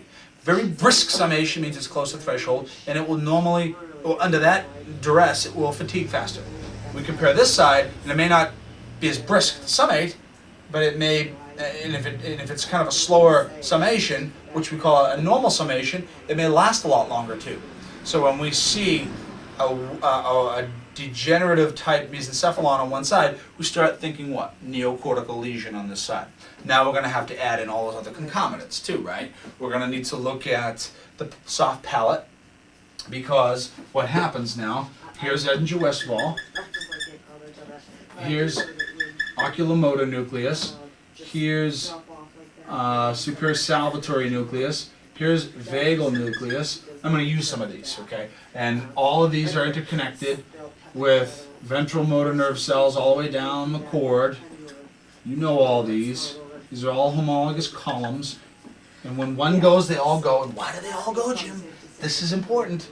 If you lose neocortical excitation just to Edinburgh Westfall to begin with, Edinburgh Westfall will transneuronally degenerate and will lose activity for everything we just said. But because it is what? It is homologously linked to the one below it, and the one below it, and the one below it, and the one below it, ding, ding, ding, ding, ding. All of this entire column will lose activation. Therefore, loss of activation, loss of intracellular protein. With a loss of intracellular protein, we are going to see continued threshold changes in fatigability associated with this column. And these are the columns that we've been looking at already when we say that the functions or the positions and movements of the eyes, the postural muscles, and the sphincters in the perineum are all controlled by a neuronal circuit, which is a homologous column, and it's completely reflexogenic. And if we want to fire that, we can do that by using mesencephalic eye exercises. Maybe we can get into that, I don't know.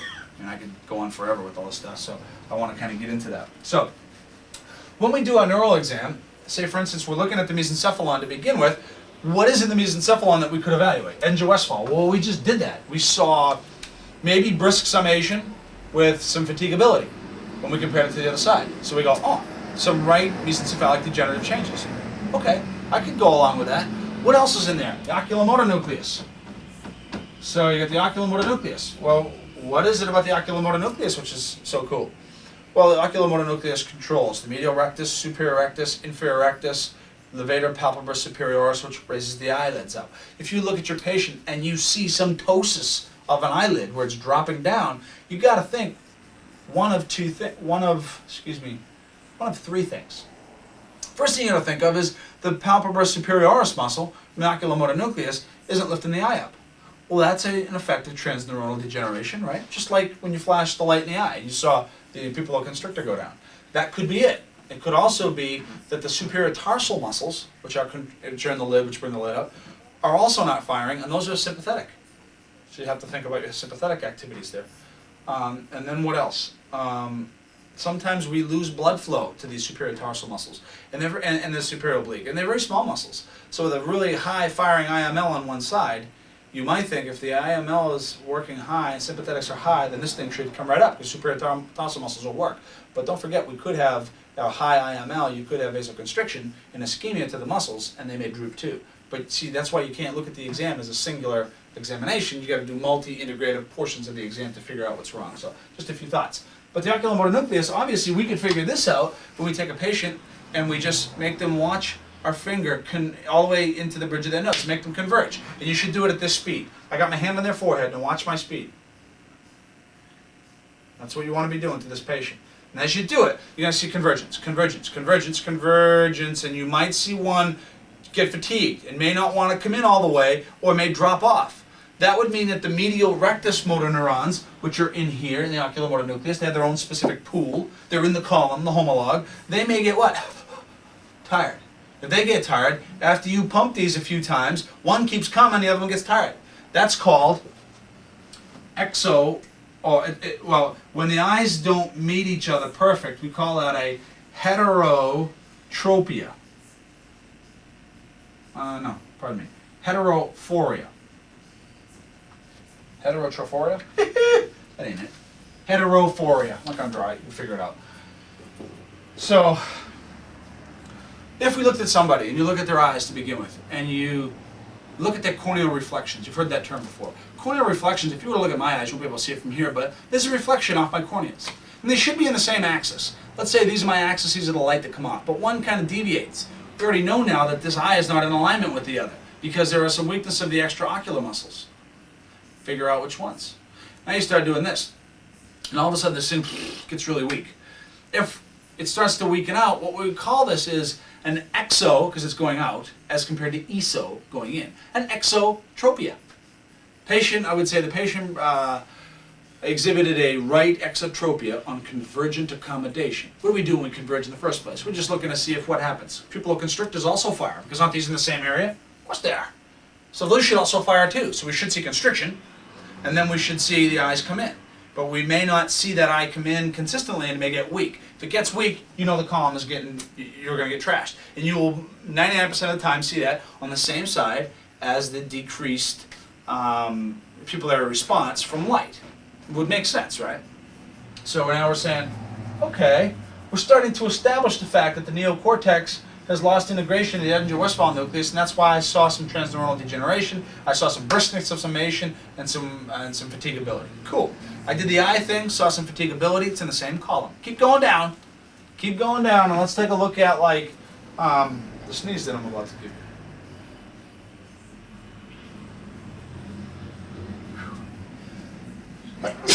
Thanks.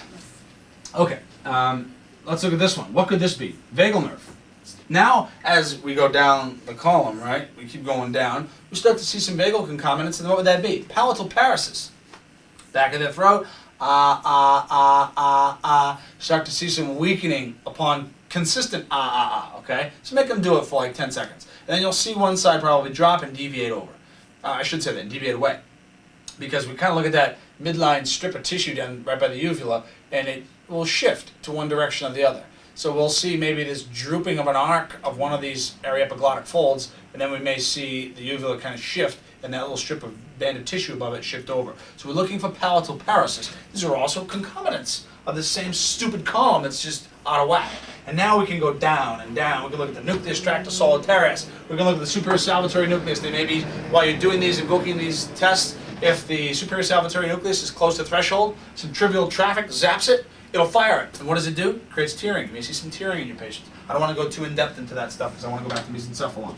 So we can continue down anywhere we want, but once we've kind of got this baby solidified, we can say, oh, okay, well, I did some cerebellar stuff and I saw some cerebellar signs on the right, on the left, in this case, because it's left-right, and then over here to the right neocortex, and then I looked at the pupils and I saw brisk summation on her right, brisk summation on her right with some fatigability, and I didn't get that same response on this side, then we know this is somewhat fatigued. And what might we now expect?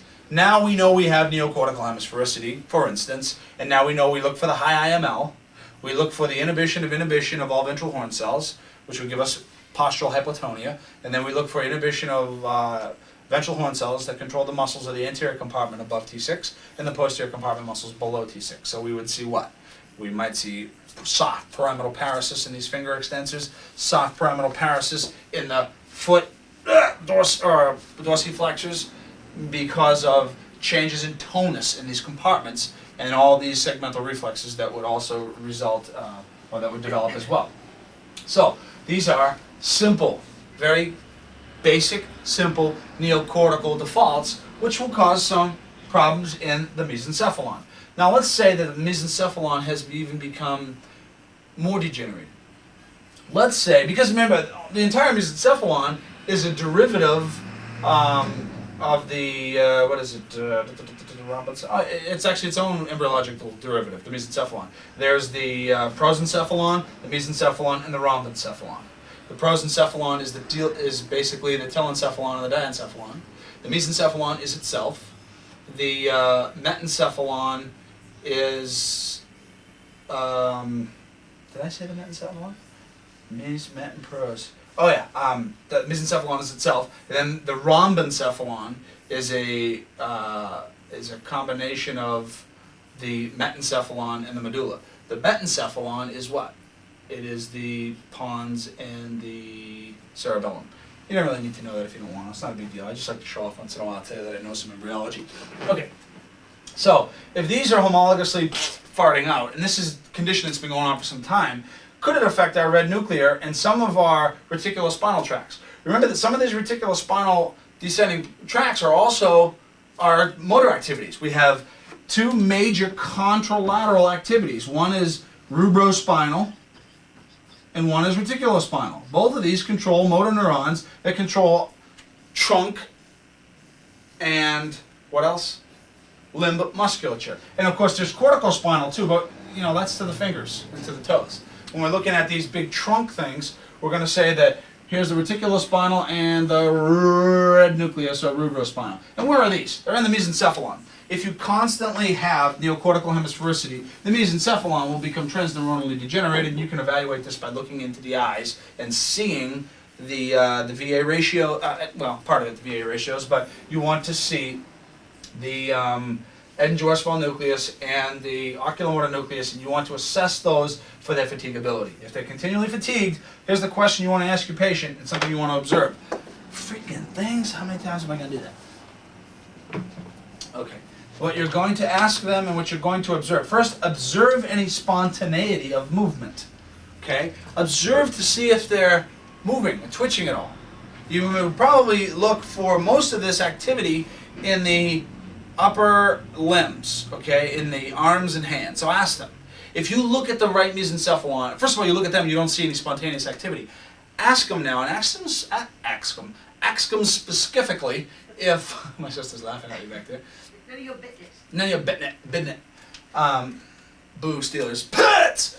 At any rate, if you see transneuronal degeneration in the mesencephalon because of a larger pupil, for instance. Remember we talked about that too. Pupils will become larger when we have hemisphericity, usually, because we lose inhibition of the IML, so the IML will go up and it will expand our pupil, because what do sympathetics do? They dilate, and parasympathetics constrict. We've already kind of went through that. So we may see this pupil, it's a little dilated. It may be quick to summate and quick to fatigue. And now you start thinking, man, this dude's got some transneuronal degeneration in the mesencephalon. Probably a consequence of neocortical hemisphericity. I did all the rest of the tests. Yes, it's there. Ask this patient, do you have any spontaneous movement in your upper extremity on the contralateral side of this mesencephalon? Why? Because the rubrospinal, reticulospinal systems cross the cord and fire alpha motor neurons that control this contralateral limb. But remember, if these are transneuronally degenerated as well, because they're homologous with these, what is going to happen to their excitation threshold? It's going to creep very close. Their resting threshold will be close to their excitation threshold because of all the protein stuff we talked about. And then what could they do? They could spontaneously fire by themselves, or trivial traffic, garbage that comes in here from just simple vestibular stuff, mentation, thinking about certain things. All of a sudden they go, and they start to fire these. And as these fire, they will now cause excitation or depolarization of the alpha motor neurons that control this musculature. And you're going to start, see this. You say, hey, cool. Transneuronal degeneration of the mesencephalon. We've got problems with the Eden-Westphal because we've got summative problems. We've got inability to converge consistently on that side, oculomotor. We look at the red nucleus and some of the reticular formation, and we say, whoa, those guys are also losing protein because they're firing spontaneously. Cool. Now, these are all specific to this lesion. Now, movement disorders, forget it. We're going to go into basal ganglia now, and that's going to put everything I just said on the back burner. But we're looking at the simple, cortical hemispheric patient. You already know how to evaluate for that. I've already told you about the three things: inhibition of the IML, inhibition of all ventral horn cells, and the inhibition of the ventral horn cells to the anterior compartment muscles above T6 and posterior compartment muscles below T6. Wow! Is that awesome or what? Sometimes I make myself laugh. Okay. So, we have evaluated some mesencephalic activity. One thing that we really didn't talk about is, well, we know the periaqueductal gray, that whole scenario. I mean, that's fired reflexively through cerebellar pathways, it's fired from neocortical pathways, it's fired from dorsal column pathways. It's why we're not in pain all the time, most of us for the most part. Okay, but we do want to consider this substantia nigra, because what the heck does it do is really one of the most important questions here. And it's part of the basal ganglia. And what are these basal ganglionic loops? And what do they do to mesencephalic activity? These become very, very important. You're going to start to see possibly some dystonia in an arm, where a person starts to kind of hold their hand like this. You may see some spontaneity of movement, some tremors. And you're not going to know whether this is a ipsilateral neocortical lesion with soft pyramidal paresis, or you're looking at a contralateral neocortical lesion, basal ganglionic lesion, whatever. You don't know which one it is until you look at one thing, Jim. And one thing will get you there. Your mesencephalon. And your mesencephalic consensual light reflexes are the best damn thing you have to evaluate for this. So let me talk about this for a second. I'm going to take the mesencephalon out of here. Mesencephalon, what a way to go. Okay, so the basal ganglia. Let's take a look at it. I want to kind of draw these in flowchart form, first and foremost. Let me give you some background. Basal ganglia used to be our primary motor cortex. It is our paleocortex, if you will. It's the old portion of the system that drives our instinctual activities. Many animals have this, a tiger, whatever. Any type of bear, something that has instinctual movements, that knows to kill, doesn't have a lot of integrative thought, it just has activity, and bam, burst activity causes paleocortical output to motor neurons, and she fires. What is the basal ganglia? Let's come up with some of the nuclei, first and foremost. The caudate and the putamen. Putamen, it's called many different things, I don't know. Then we have the globus pallidus. We also have the subthalamic nucleus of Louis. Scoot loves that. It drives me freaking insane when he says it, but that's okay. Because it almost sounds like he made it up, which he didn't. Oh, nice one for you. Subthalamic nucleus of Louis, and last one is the substantia nigra. You should kind of know a little bit about what we call all these, because a lot of times these are always called something different. The caudate and the putamen, these are called our new or neostriatum, affectionately referred to also just as simply the striate or the striatum. So when you see striate or striatum, we're only talking about caudate and putamen. When we look at the globus pallidus, this is the paleostriatum. And it is really the only output of the basal ganglia. All this crap integrates, and the globus pallidus sends out and integrates it somewhere else. Paleostriatum, this is also called the pallidum. Makes sense. Globus pallidus, pallidum. And this is the way we can look at things. We talk about striatopallidal thalamocortical pathways. We can figure it out, right? We know where the stuff's going by looking at the root words. So we got striatum, pallidum, and these two here, these are a little bit lower than these guys. We already know the substantia nigra is in the mesencephalon, and the subthalamic nucleus is very much just obviously below the thalamus, and we can see that on some cross sections. I'm not going to talk a lot about the subthalamic nucleus of Louis. I could, but I could make this an easier and more clinically applied session if I just kind of left it alone. It's part of an indirect circuit that integrates into this globus pallidus. But let's just consider for a moment, oh, by the way, all of this is the corpus striatum. Okay? Corpus striatum is the body of the entire basal ganglia. Okay, so let's get rid of this for a second. Let's look at some function. Function's going to be kind of cool. Let me give you my basic general interpretation. Generally, if you want to lift your arm into the air, you have to, this arm is right brain. If I want this right brain to move this arm, my right neocortex has to talk to the basal ganglia. It has to go there first. Okay? It doesn't just go from primary motor strip out to these motor neurons in the contralateral cord and out here. It does not do that. Okay? So don't think Palmer. Get rid of that. Whatever you once learned, all that money you spent, go back for a refund. It's wrong. The frontal cortex is where we think and where we have activity. We take the frontal cortex, the prefrontals and prefrontal regions, and we fire them into the basal ganglia. Without going into that complete loop yet, we'll just want to know that the basal ganglia will act to inhibit our thalamus so that it keeps our brain from being too damn ballistic. Have you ever heard hemiballismus? These are consequences of the subthalamic nucleus getting screwed up. We lose some integration in the basal ganglia. So when I want to do this, rather than me going flying with my hand, my basal ganglia slows my brain down to make the motor output a lot easier. So let me give you a simple flow chart now, and then we'll go back and look at them all. We're going to see that the neocortex, right,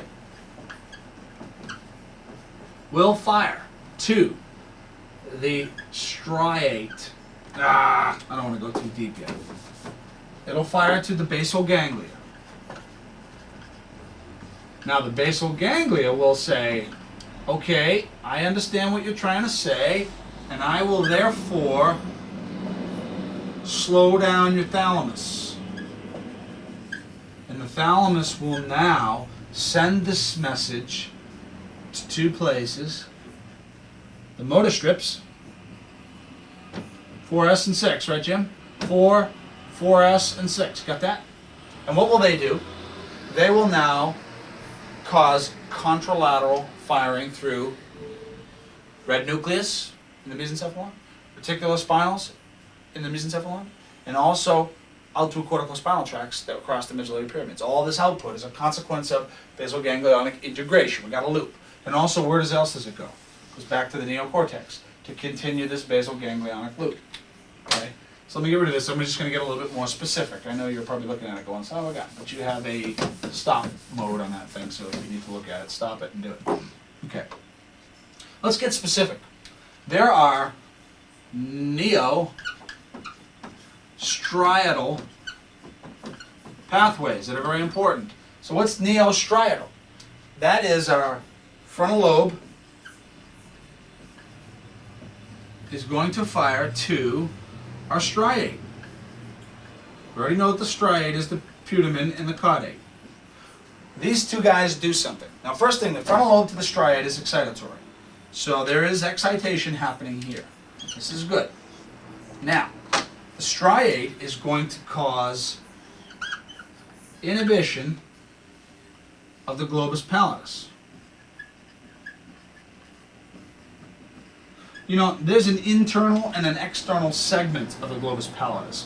One is for direct output and another one's for an indirect output, and I'm going to leave it alone. I'm just going to call it globus pallidus. I don't want to go too deep on you. The striate is going to inhibit the globus pallidus. The globus pallidus now is going to inhibit the thalamus. A lot of inhibitions going on, right? And the thalamus, which we know is what? It is excitatory to the neocortex. So it's going to excite the frontal lobe. And of course now, what is it really trying to do? It's trying to create some motor activity. So 4S, and 6 are going to get excited. And this is going to do what? This is going to cause motor output. We're going to get to that motor output in a second. Well, let's go back through this system and see how all of this works. Frontal lobe, you do some thinking. You tell your striate, I'm going to excite you. They say, yeah, all right, I'm excited. Striate now fires to the globus pallidus, and one piece I left out, the substantia nigra. The zona reticularis, won't go there either. And the substantia nigra, along with the globus pallidus, will cause inhibition of the thalamus. So, you start thinking, you fire to the striate. When you fire the striate with your thoughts, you stimulate it. When you stimulate it, you cause active inhibition of the substantia nigra and the globus pallidus. When you stimulate the striate, you will inhibit the globus pallidus and the substantia nigra. Got it? What is it that the globus pallidus does to the thalamus? It inhibits it. Okay? So now we have inhibition of inhibition, which allows for the excitation we were looking for. Interesting. This, you think about it, it'll fire to your striate, and your striate will inhibit the substantia nigra and the globus pallidus. This guy does what? Inhibits our thalamus. So, one thing that we want to have is a background of inhibition on the thalamus, which is coming from the globus pallidus, but we don't want it to be cranked. We don't want constant thalamic inhibition, right? So we need to have somebody stopping these two dudes from cranking the crap out of it so that we can get some movements. Okay, we want some movements. We want to be able to move. This would be a nice thing. We'd like to have this. When we look at this, we say frontal lobe to the striate will cause excitation of the striate and cause inhibition of the globus pallidus and substantia nigra. So these guys are kind of slowed down. And what are they trying to do? They're trying to slow your thalamus down. So what happens to the thalamus? So instead of the thalamus being totally ba-boom, inhibited, it can kind of do its job a little bit. And it will do what? It will activate the frontal lobe, and it will activate 4S and 6. Of course, let's forget 4S and 6 for a minute. Let's say if it activates the thalamus activates the frontal lobe will stay healthy. Protein, neurons, good stuff. Now the frontal lobes will fire to the striate, back to the substantia nigra globus pallidus, back to the thalamus, and in this loop, this is your basal ganglionic loop. When you have a good basal ganglionic loop, everything is active, which means these still communicate with each other. And yes, frontal lobe's causing excitation, striate's causing inhibition, these guys are causing inhibition, this guy's causing excitation. They're all doing these things, and we should know what each one of them is doing, okay? So figuring these out is, you kind of have to sit and think about it for a minute. This is inhibition, the thalamus fires. Okay, now what about 4S and 6? What's the gig? If you excite these guys, which the thalamus will do, who will they fire to? Well, let me take 4S and 6 and 4. Take these guys and let's fire them. Let's say this is the left. What are they going to do? Corticospinal goes right out. Okay, it goes down to the internal capsule, crosses the medullary pyramids, and it goes down. The alpha motor neurons that control dexterous movements in the upper and lower extremities, contralateral side. We know that. But where is the decussation? It's in the pyramid. What about these guys? We've got the red nucleus on the same side. And then we've also got these reticulospinals on the same side. And then they'll cross. Okay? They'll cross over. That's kind of cool. So something that we're going to see is that when our basal ganglia fires, it's going, let's say this one's firing right now. It's going to fire to the ipsilateral mesencephalon, and it's going to fire red nucleus and reticulospinal tracts, which will cross over and cause movement over here on this side of the body. Then we're also going to see that it will fire corticospinally across and down to find dexterous movements. Kind of cool. So it's contralateral to the lesions. But then when we look at this loop a little deeper, let's consider some problem here in the cortex somewhere. Let's consider something not doing its job. Let's say, for instance, that the frontal lobe is deafferenting. One of the greatest inputs to the frontal lobe is cerebellum. So if we've got simple subluxation with a bunch of other garbage, and the cerebellum, we'll say on the left, is screwing up the frontal lobe firing on the right side, now we have somewhat decreased cellular immediate early gene response to the frontal lobe, decreased CJOS, CFOS, CMIR, CJUN, decreased protein synthesis, and now that the protein levels are down, its output is less, even though it's close to threshold, it's still less, fatigue's quick. So what happens to the striate? It goes through the same thing. What happens to the globus pallidus? Everything's kind of going in kind of a chain a little bit now. So let's say, for instance, that the frontal lobe output is decreased. What will be the excitation of the striate? Well, it will be less, okay? If you don't have quite the striate excitation you were looking for, will it be able to cause inhibition of the globus pallidus and substantia nigra? No. It won't. What do? They inhibit the thalamus. If you can't inhibit them, Won't they just do their job normally, because you don't inhibit them? Right. So now the globus pallidus, substantia nigra are doing the job without any inhibition. So now the thalamus raises inhibition, and what happens to the motor activity and to the frontal lobe? Well, if this thalamus is decreasing its output because the globus pallidus, substantia nigra are no longer being inhibited because the frontal lobe cannot excite the striate, so the striate cannot inhibit these guys. Now these guys are going, wow, we're getting to work by ourselves. What are we going to do? Let's inhibit the thalamus. Decreased thalamic output, you are going to get decreased frontal lobe stimulation again. Perpetuate your degenerating cycle. Okay? Now, here's where we get really cool. We start looking at mesencephalic activities and we say, what's going to happen to 4S and 6?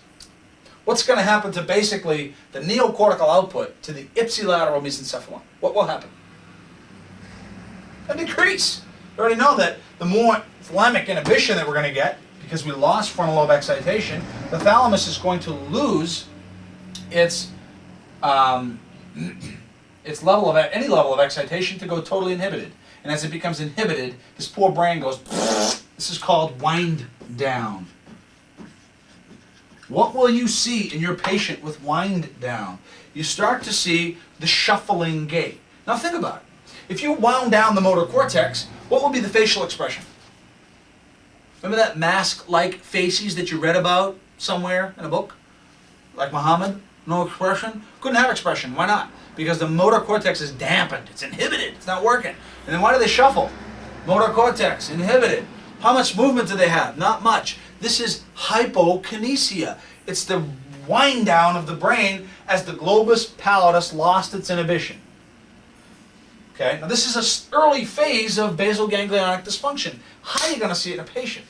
Well, we already know that what's going to happen to the mesencephalons. You're going to see probably a briskness of summation and some fatigability. That would make sense, wouldn't it? It would make a lot of sense because neocortical output is down on that side.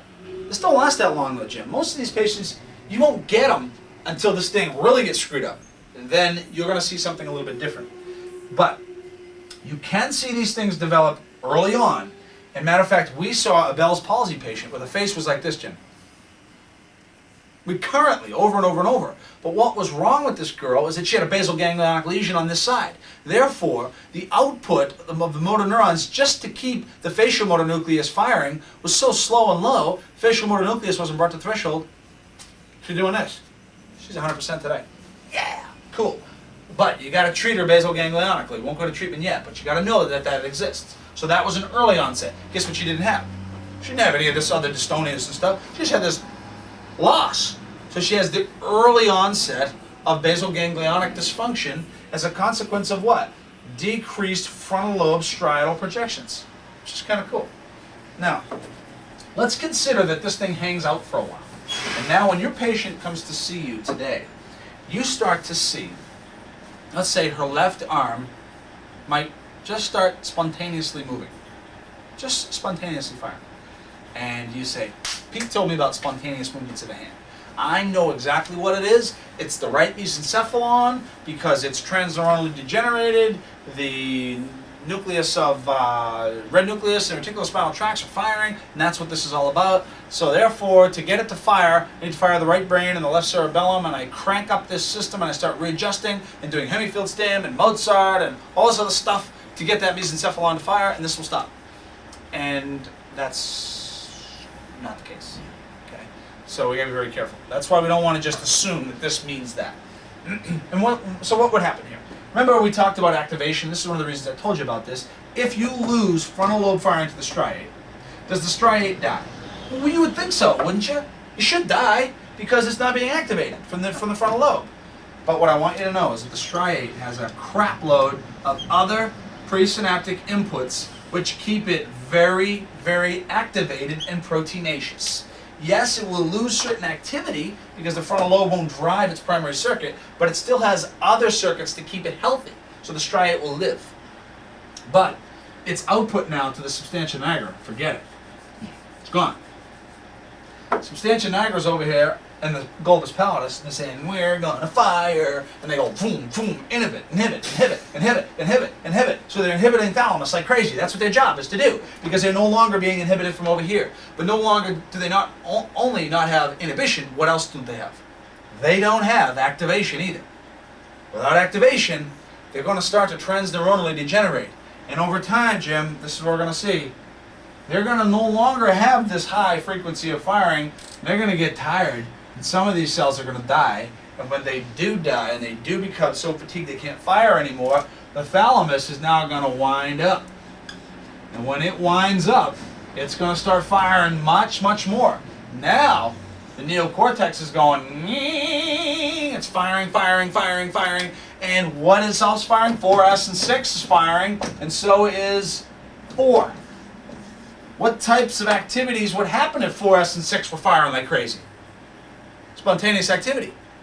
Could they have hypertonus, increased activity? Yes, they can. And you might see this, painful hand, some angulation changes. You might be thinking, well, that's just a soft neocortical lesion. Well, you got to look at the mesencephalons. That's kind of the key.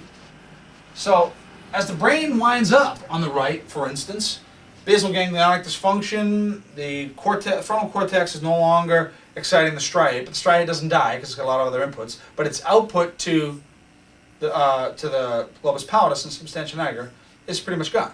So there's no activation left. So for a while, substantia nigra and the globus pallidus will keep the thalamus inhibited, but soon the globus pallidus and substantia nigra will transneuronally degenerate and die. And as they do that, thalamus losing inhibition, now it's firing the brain up. Up comes the brain, up comes the ipsilateral mesencephalon, right? Usually with the hemisphericity, don't we see the brain go down and the mesencephalon goes down? And we flash a light, we're cool with that. But, Manischewitz, what's the gig here? Well, if we pull this out of here for a moment, and we look at a brain that is winding up, increased wind up in this brain, the ipsilateral mesencephalon is going to become plastic. Neuroplasticity will start to take place because where it was once transneuronally degenerated, now the brain has this massive output because the thalamus is uninhibited. And with this increased output, we got firing to the mesencephalon, and now you take this light and you flash it in over here, and what do you see? Quick summation, but it doesn't fatigue. You're going, whoa. I thought it would just kind of die. Why didn't it die? It's plastic. It's efficient. Shit's firing into it. Why does it reach threshold so easily? It's so efficient. I mean so efficient because of constant bombardment that it just depolarizes much quicker, much faster. So you start to see an increased summation, but no fatigability. You're like, dang, this thing is really, really firing good. Then you go over to the other side. And you flash a light, and you may see this certain summation and some fatigability, and you're going to say, oh, it's really fatigued over here, but it's not over here. So it's got to be a neocortical lesion on the left side.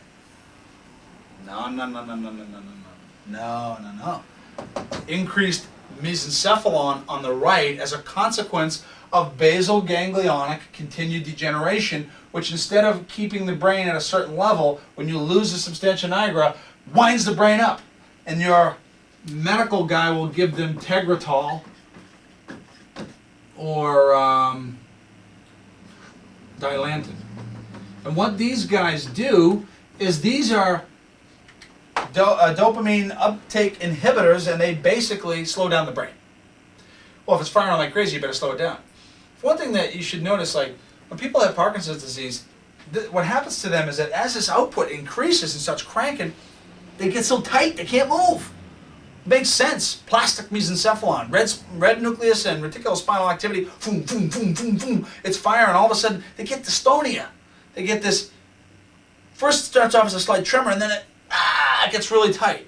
Well, the medic gives them a drug to drop the brain down so that this can at least have these choreiform movements, which are only in bursts, because the brain is not firing constantly at that high level. It's going through cycles. So they get these movements where, they're kind of constantly doing this. These are Parkinsonian type movements. We see them at rest in most individuals, right? But You and I know now that, wait a minute, what was the big goof up here in the first place? The basal ganglia shit the bed. So what do you want to do? Let's get the basal ganglia back. How do you do that? Well, a couple ways. Most important way, don't exceed the metabolic capacity of that region. So one of the first things we want to do is we want to evoke signals from who? The frontal cortex to the striate, right? Then to the pallidum and the substantia nigra, then to the thalamus. I'll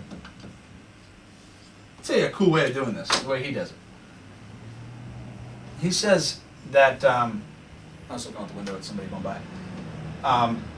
If it's on the left side is a computation type frontal lobe, make them count by sevens backwards from 100.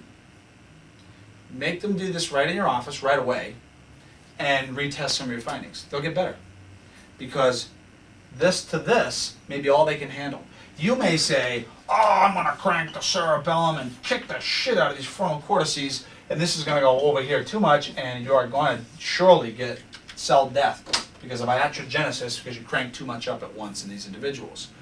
So you want to start out with something really light, something effective. If it's a left basal ganglionic lesion, make them count backwards from 100 by sevens. That computation will cause frontostriatal increased functional firing, striatal pallidal, pallidal thalamic, thalamic motor neocortical and frontal cortical, and get the loop to work again. And as you slowly increase this, it'll get better. Then start adjusting things that will wind up summating in that region. Anything that would summate in the cerebellum will summate over there. But don't choose the cervical spine early on to begin with. Don't fry them.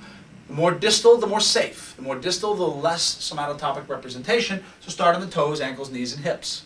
You may want to work up slowly as you begin to see changes in VA ratios and changes in ptosis, changes in the spontaneity of movement. As those get better, then start working up to the cervical spine. You can get it all back over time, depending on how much degeneration there obviously is. But you're going to find this in a lot of people.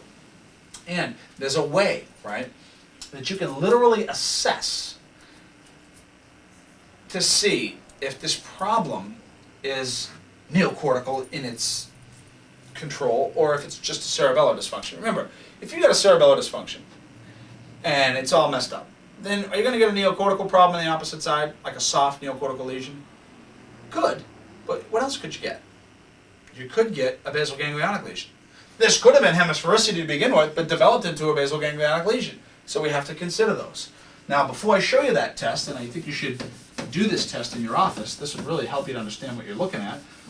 Let me quickly just review basal ganglia. Okay. Basal ganglia, we got the frontal cortex, the frontal lobe, will fire to the striate. The striate,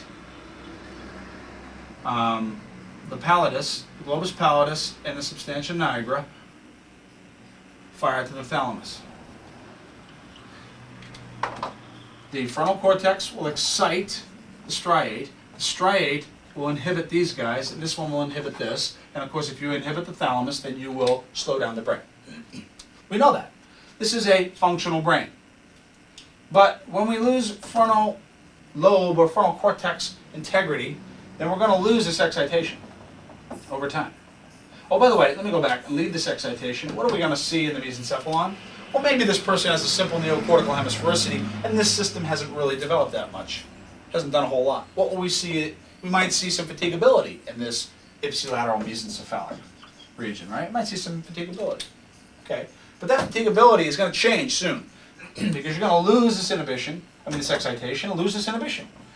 Now what's going to happen is without any inhibition or activation to boot, this is going to constantly inhibit the hell out of the thalamus. It's going to really inhibit. And now the brain is going to go down. We already talked about that. Actually, I just described that. So we're losing that. But over time, without activation, this baby will be gone because these guys will disappear when they become completely degenerated. Now the thalamus has no inhibition and she starts to crank up. She starts to increase her output to the ipsilateral mesencephalon, making it neuroplastic, which means now your responses no longer look like these losses of integrity, this fatigability in those, spit it out, pupillary responses. Okay, we don't see that anymore. All of a sudden it started to increase. You start to see all these things that are associated with increased plasticity in the mesencephaly. So what the heck? That's not matching my soft neocortical hemisphere. It's not. It's now a basal ganglionic type lesion rather than a simple soft neocortical hemisphericity. And then we want to approach this in some different manners. One thing that what don't we want to do to these people? If they got a plastic mesencephalon, let me draw out this mesencephalic region from the side. You probably know this. Okay. These little bumps in the back, the corpora quadrigemina. This is the pons. Well, up in here, this is the superior colliculus and the inferior colliculus. Superior inferior colliculus is where we have a lot of summative auditory signals. Well, that's why we do Mozart. We also do hemifield stem, superior colliculus. That's where vision comes from. A lot of visual integration into the mesencephalon. Matter of fact, I mean, you know when you open up your eyes and you see really and things are working for you, you don't fall on over, you're getting visual pathways into the superior colliculus, into the mesencephalon, firing motor pathways, which keeps you balanced. Okay, so do we want to right away start using auditory stimulation in Mozart? And do we want to right away start using visual hemifield stim in a patient that's got a basal ganglionic lesion and a massive windup going on in the mesencephalon? No. Why not? Because it would be too much. Way too much for them. And that could really increase a lot of motor output. It could, of course, remember that this mesencephalon is where the IML starts too. And if this IML is cranking up and you fire into it, you may crank the IML up and you may kill them through myocardial infarction or some sort of arrhythmia, a VFib, you'll kill them. So be very careful that you don't use these initially. What might you want to do? Left lesion, you might want to say, look, I want you to start this exercise now here in the office, and I want you to do it over 3 or 4 times a day. I want you to count backwards from 100 by 7. And I want you to picture the numbers and count in your mind and go 100, 93, whatever, 86, and keep going. And as they're doing that, they're using the frontal lobes of the striate. Now they're increasing protein excitation, but to a level not to exceed their metabolic capacity. What if it's right side though? What if it's right, not left? If it's right, make them picture the crucifix in red and also the pyramids. And anything that's very symbolic. To most people, the crucifix is very symbolic. Any types of shapes. It's a shaped portion of our brain. So I'll tell them every hour I want you to stop and I want you to just picture the crucifix in your mind for 10 minutes. I want you to picture the pyramids in your mind for 10 minutes. Don't show them a picture. Don't show them a picture. You'll give them a higher interpretation of something they're seeing rather than something they're evoking on their own. Let them think about it. Tell them you want them to think of the crucifix in red. You want them to think of the pyramids in red. Just get them start thinking about these. And as you start thinking these, they will start to fire these striates. Then you can do the stimulations from the lower extremities and just keep monitoring the mesencephalic activity, and as it increases, then you can start to go at them with what? Mesencephalic eye exercises. You can start to use superior and inferior collicular activities, which would be Mozart and hemifield stim. You can use some of these others as you move along. Okay, so there is a way now that you can kind of see and assess this cortical dysfunction happening up in the brain. I mean, if it's truly a cortical type lesion, we want to know that. What if it's a truly cerebellar type lesion? Well, we would want to know that too. You say, well, I don't get it. What's the difference between a cortical lesion and a cerebellar lesion? Well, let's say that the primary dysfunction is in the frontal cortex. You're going to get a basal ganglionic lesion. If the primary dysfunction is a consequence of cerebellar activity, you're going to get some different dysfunctions. Remember that the neocortex causes plasticity to who? Mesencephalon and a basal ganglionic lesion. But a cerebellar lesion, cerebellum fires to the mesencephalon and also fires to the neocortex. So there's a lot of mesencephalic activity which is a consequence of cerebellum. You want to find out what's the gig with the mesencephalon. Is it cerebellar in nature or is it neocortical in nature? If it's neocortical in nature, then you're looking at a basal ganglionic lesion. Okay, so I'm going to get this thing. It's called a patch test. I'm going to explain it now, and then Mary Ellen and I are going to do it together. So the patch test, let me explain the fields of how we're going to do this, and then I'll actually show you what it's going to look like. I want you to know one thing, that if I use the left hand to do any activity, I'm going to use the right brain. If I use the right hand, no matter what I do with it, I'm going to be using the left brain. That's very rudimentary, very simple, right? We got that. very much foundation. We're going to patch an eye. We're going to leave one eye I open. have to take yours over, Ayla, and have you get back to you. And we're going to have you looking straight out. Okay? So we're going to have you looking straight out at me, the examiner. And what you're going to do with your patient is you're going to have, with this eye closed, you're going to make them put their finger on your nose. So you're going to go nose to the examiner's finger. You'll see this in a minute. I'll be doing this. Then you're going to move the finger over here, and the patient's going to be doing this. But they're always going to be looking straight ahead at your eye, nose, whatever you tell them to do. And the cool thing is when you fixate the retina, for instance, what we're attempting to do by fixing your retina and moving your fingers in different directions is we're trying to use visual fields to the brain as well. And we already know that by using this hand, we're using this brain. So we're going to go bing, bing, bing, bing, bing, bing. And then we're going to go bing, bing over here. We're going to try and touch these fingers. You'll see that in a second. But interesting, when you focused on my nose straight ahead, for instance, I'm looking straight ahead, this eye is patched, I'm looking straight ahead over here. Light from this finger, from your nose, is coming in and diverging over to my temporal retinas. Temporal retina, Jim, left brain. So when I use this finger, this hand, I'm using right brain motor, but the visual field is coming into my left brain. So I'm using left and right brain. If I go over here, my eyes are still fixated, the light's coming to my nasal retina going over here. This here is a completely right side brain activity, okay, because I'm using my right brain to use my right hand, but all the visual information as my eyes are fixed is hitting my nasal retina coming to over here. So what we're going to do is we're going to use left brain, right brain, and then a combination of the both. We're going to look and see what happens. I'll explain it as we go along. So let me shut this off for a second. All right. Simple patch you can get at the drugstore. It's got a little hole in it so the eye can stay open inside. You don't want their eye closed because when they squeeze and they wink, they start to augment proprioceptive firing into the brain. We don't want to do that. So what we're going to do is, here, you put it on. Put it on your either eye, but I like to do the right eye, just personal preference, so cover your right eye. Always leave the patch on the same eye, never change it. Okay, didn't she look great? Hi, matey. Now, turn towards me. So, now that we've patched this eye, actually, maybe this way so Jim can see a little bit. Now that we've patched this eye, we want to see how well the integrity of each brain works. While she's doing these movements, she's going to be affecting her cerebellum too. If this is a cerebellar dysfunction, she's going to be able to pretty much get to all of her targets. But if it's a cortically based dysfunction, she's not going to have the basal ganglionic integrity to integrate with the cerebellum to make her reach her targets properly. So, I gotta sneeze again, stupid thing. That's how I started with my thing last week. Yeah, I've already been through that too. Come on, here it comes. You probably can almost sneeze, I love you. Okay. I'll do it like I was just doing any other patient. Okay. What I want you to do is I want you to make a fist with your right hand.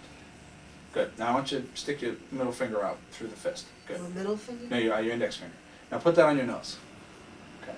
Now what I want you to do is I want you to watch the bridge of my nose. Are you doing that?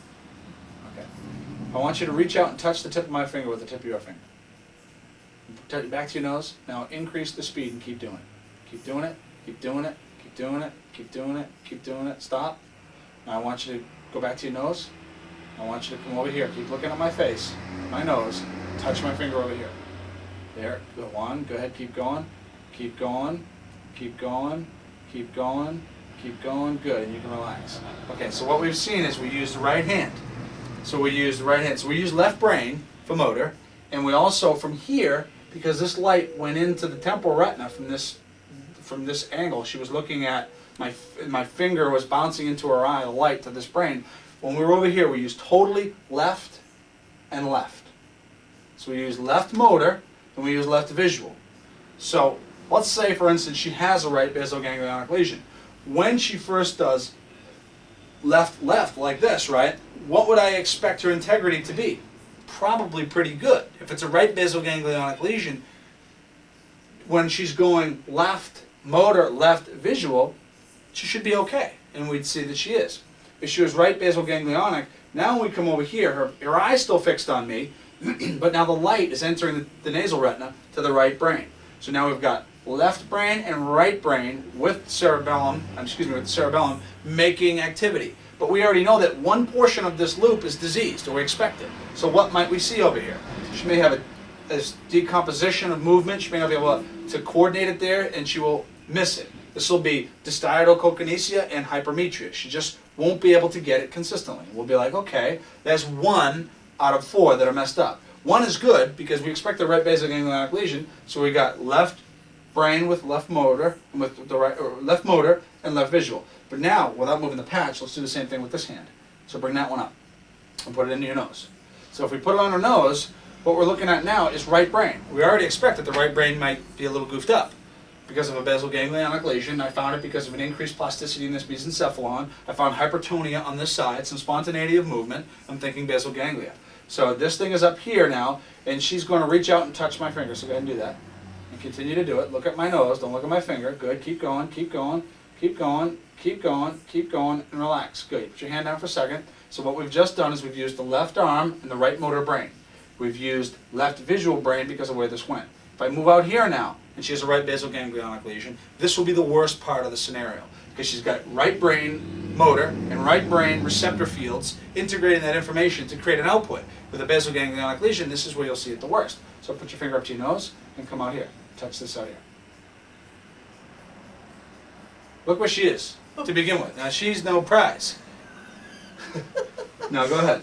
Back to the nose and out here. Keep going. Keep going. Keep going. Faster. Faster. Faster. Faster. Faster. Okay. Now there's a learning curve also associated with this. Give them a few times to get the feedback to work. So, you know, two isn't enough. You know, maybe 5, 10 times. And she continually misses. So she's hypermetric on this side, which is, in her case, it's the only one that we really saw. So this would be more of a left cerebellar problem than a right neocortical problem. This would come in with a weakness on the or a decreased transneuronal degeneration on this side. When we look at that, where she only failed, you can take that off. She only failed 1 out of 4. That's not enough. If you fail 3 out of 4, 3 out of the 4 will encompass one brain, because the other one is what? Left, left, and all the rest were left, right, right, left, and right, right. So 3 of the 4, if they were down, we're looking at a neocortical lesion on that side. So you would use these tests, and what you would see is the breakdown, decomposition of movement, and total hypermetria. Just keep missing the point. When you see that, now you got basal ganglionic dysfunction rather than simple cerebellar dysfunction and any other neocortical soft signs. Got it? So buy one of these. A couple bucks. If your wife's nice enough, she'll buy one for you. Your kids probably have one. My wife bought this one for me.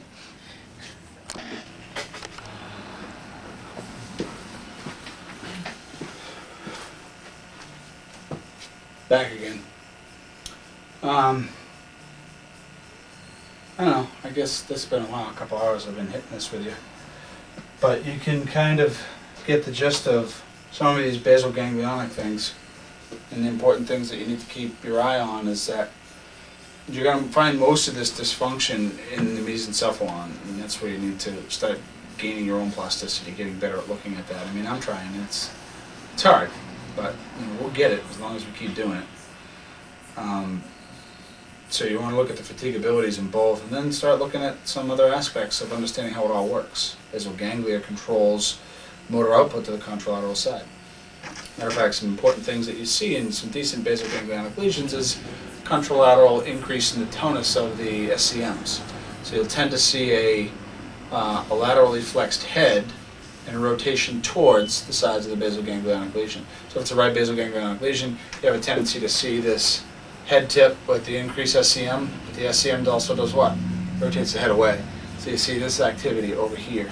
There are some other types of disorders that can create ipsilateral mesencephalic, or should I say, hypertonus in a limb, for instance, but have all these ipsilateral mesencephalic plastic signs.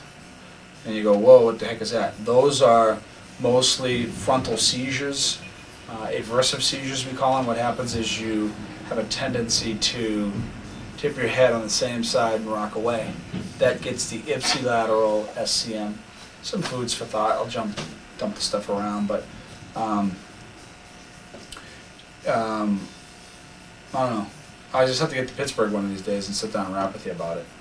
More of this stuff. But if you can kind of look at these tapes and study them a little bit and figure out what's going on, If you don't get it, just call me or email me or something, and then I'll expound on it a little bit. But the patch test is pretty good. Put the patch on and look for 3 of the 4 fields to be goofed up, and you know you've got a neocortical lesion on that specific side. It doesn't matter which eye you patch either. You can patch either one. Just don't move the patch. You just use different hands. So, you know, get working on that a little bit. And keep looking at mesencephalons in regards to consensual light reflexes, and look at AV ratios. You know, start to get a little bit more. So remember the soft neocortical stuff. You know, the 3 different things, the IMLs and the inhibitions of ventrals and upper and lower T6 stuff. And you know, when you start to see things that don't make sense, you got to start thinking that maybe I'm looking at something different here. So don't just look at a blind spot, for instance, and look at a VA ratio and say, I've got it. And you've got to add the rest of the pieces of the puzzle together. Garrick was telling us recently that he had a student in Amsterdam that he teaches, and he went off of some blind spot maps and made some adjustments. And he screwed the dude up bad, because the person was suffering from these epileptiform type of activities, which are nothing more than basal ganglionic dysfunction. As the brain increases its functional firing, the basal ganglia starts to croak down. We start to see burst activity through the motor, motor signs. And this dude was looking at this large blind spot over here, figuring I'll just adjust this and this will change the blind spot. Well, the large blind spot can actually show up on the same side as the lesion when we're looking at basal ganglionic lesions. I haven't really delved that deep into that, but you know, take it with a grain of salt when you look at basal ganglionics and you look at the blind spots. It may be on the same side, and that may give you some, you know, let me screw you up a little bit. So be careful you don't just go on singular modalities to tell you what to adjust. Look at all of them. And one thing you should look for with basal ganglionic lesions is blepharospasticity. The blephara is obviously this portion of the eye, and when you see contractions and fibrillations of these tissues, remember that these are nothing more than spontaneous depolarizations of the motor cortex as a consequence to one of 2 things: either just circulating acetylcholine, which, you know, we all get little twitches from time to time, and/or we're looking at some wind up of the contralateral neocortex as it experiences basal ganglionic dysfunction. So when we see blepharospasticity, we equate that mostly with basal ganglionic dysfunction. So, you know, if you suspect it, these are things you need to ask your patients. Do you have spontaneous movements out of nowhere? You know, remember, these could be just truly depression of the mesencephalon causing activity, or it could be wind-up of the mesencephalon causing activity. You don't know until you look at all the systems, and fatigability of the eyes are basically the key that's going to get you there. Then add all the other pieces of the puzzle together. Soon it'll make sense to you, but you got to keep practicing it over and over and over. So don't save it for a rainy day. Keep doing it with your patients, and you'll get something out of it. But I got to roll to get back to work and stuff. So hope you like this one. Give me some suggestions of what you did and didn't like, and maybe I can help you with some other stuff, or shoot me some questions. And you know, if you want to buy me beer or something. Just kidding. There. Oh, should tell you this. At the end of this tape, if it keeps running, I was teaching a seminar one day, and this tape just kind of was from that seminar. I taped over it, but there might be some left on the end. I want to watch it, I don't know, whatever. If you're wondering what the heck is he doing now, that's what it was. I was doing a seminar with Scoot. We were talking about simple neurophys and stuff like that, but kind of funky. I watch it now and say, man, I've come a long way in just like a year and a half, so stay with it. See you. Can be pretty good. So you might have to test ulnar testing, median, and some peripheral stuff to see if you have the carpal tunnel. And then, of course, guess what? Bang this. Because if you bang this, you're not going to feel it. Because where does the demyelinating take place in the crush? Up here. So hit them with the reflex hammer up there.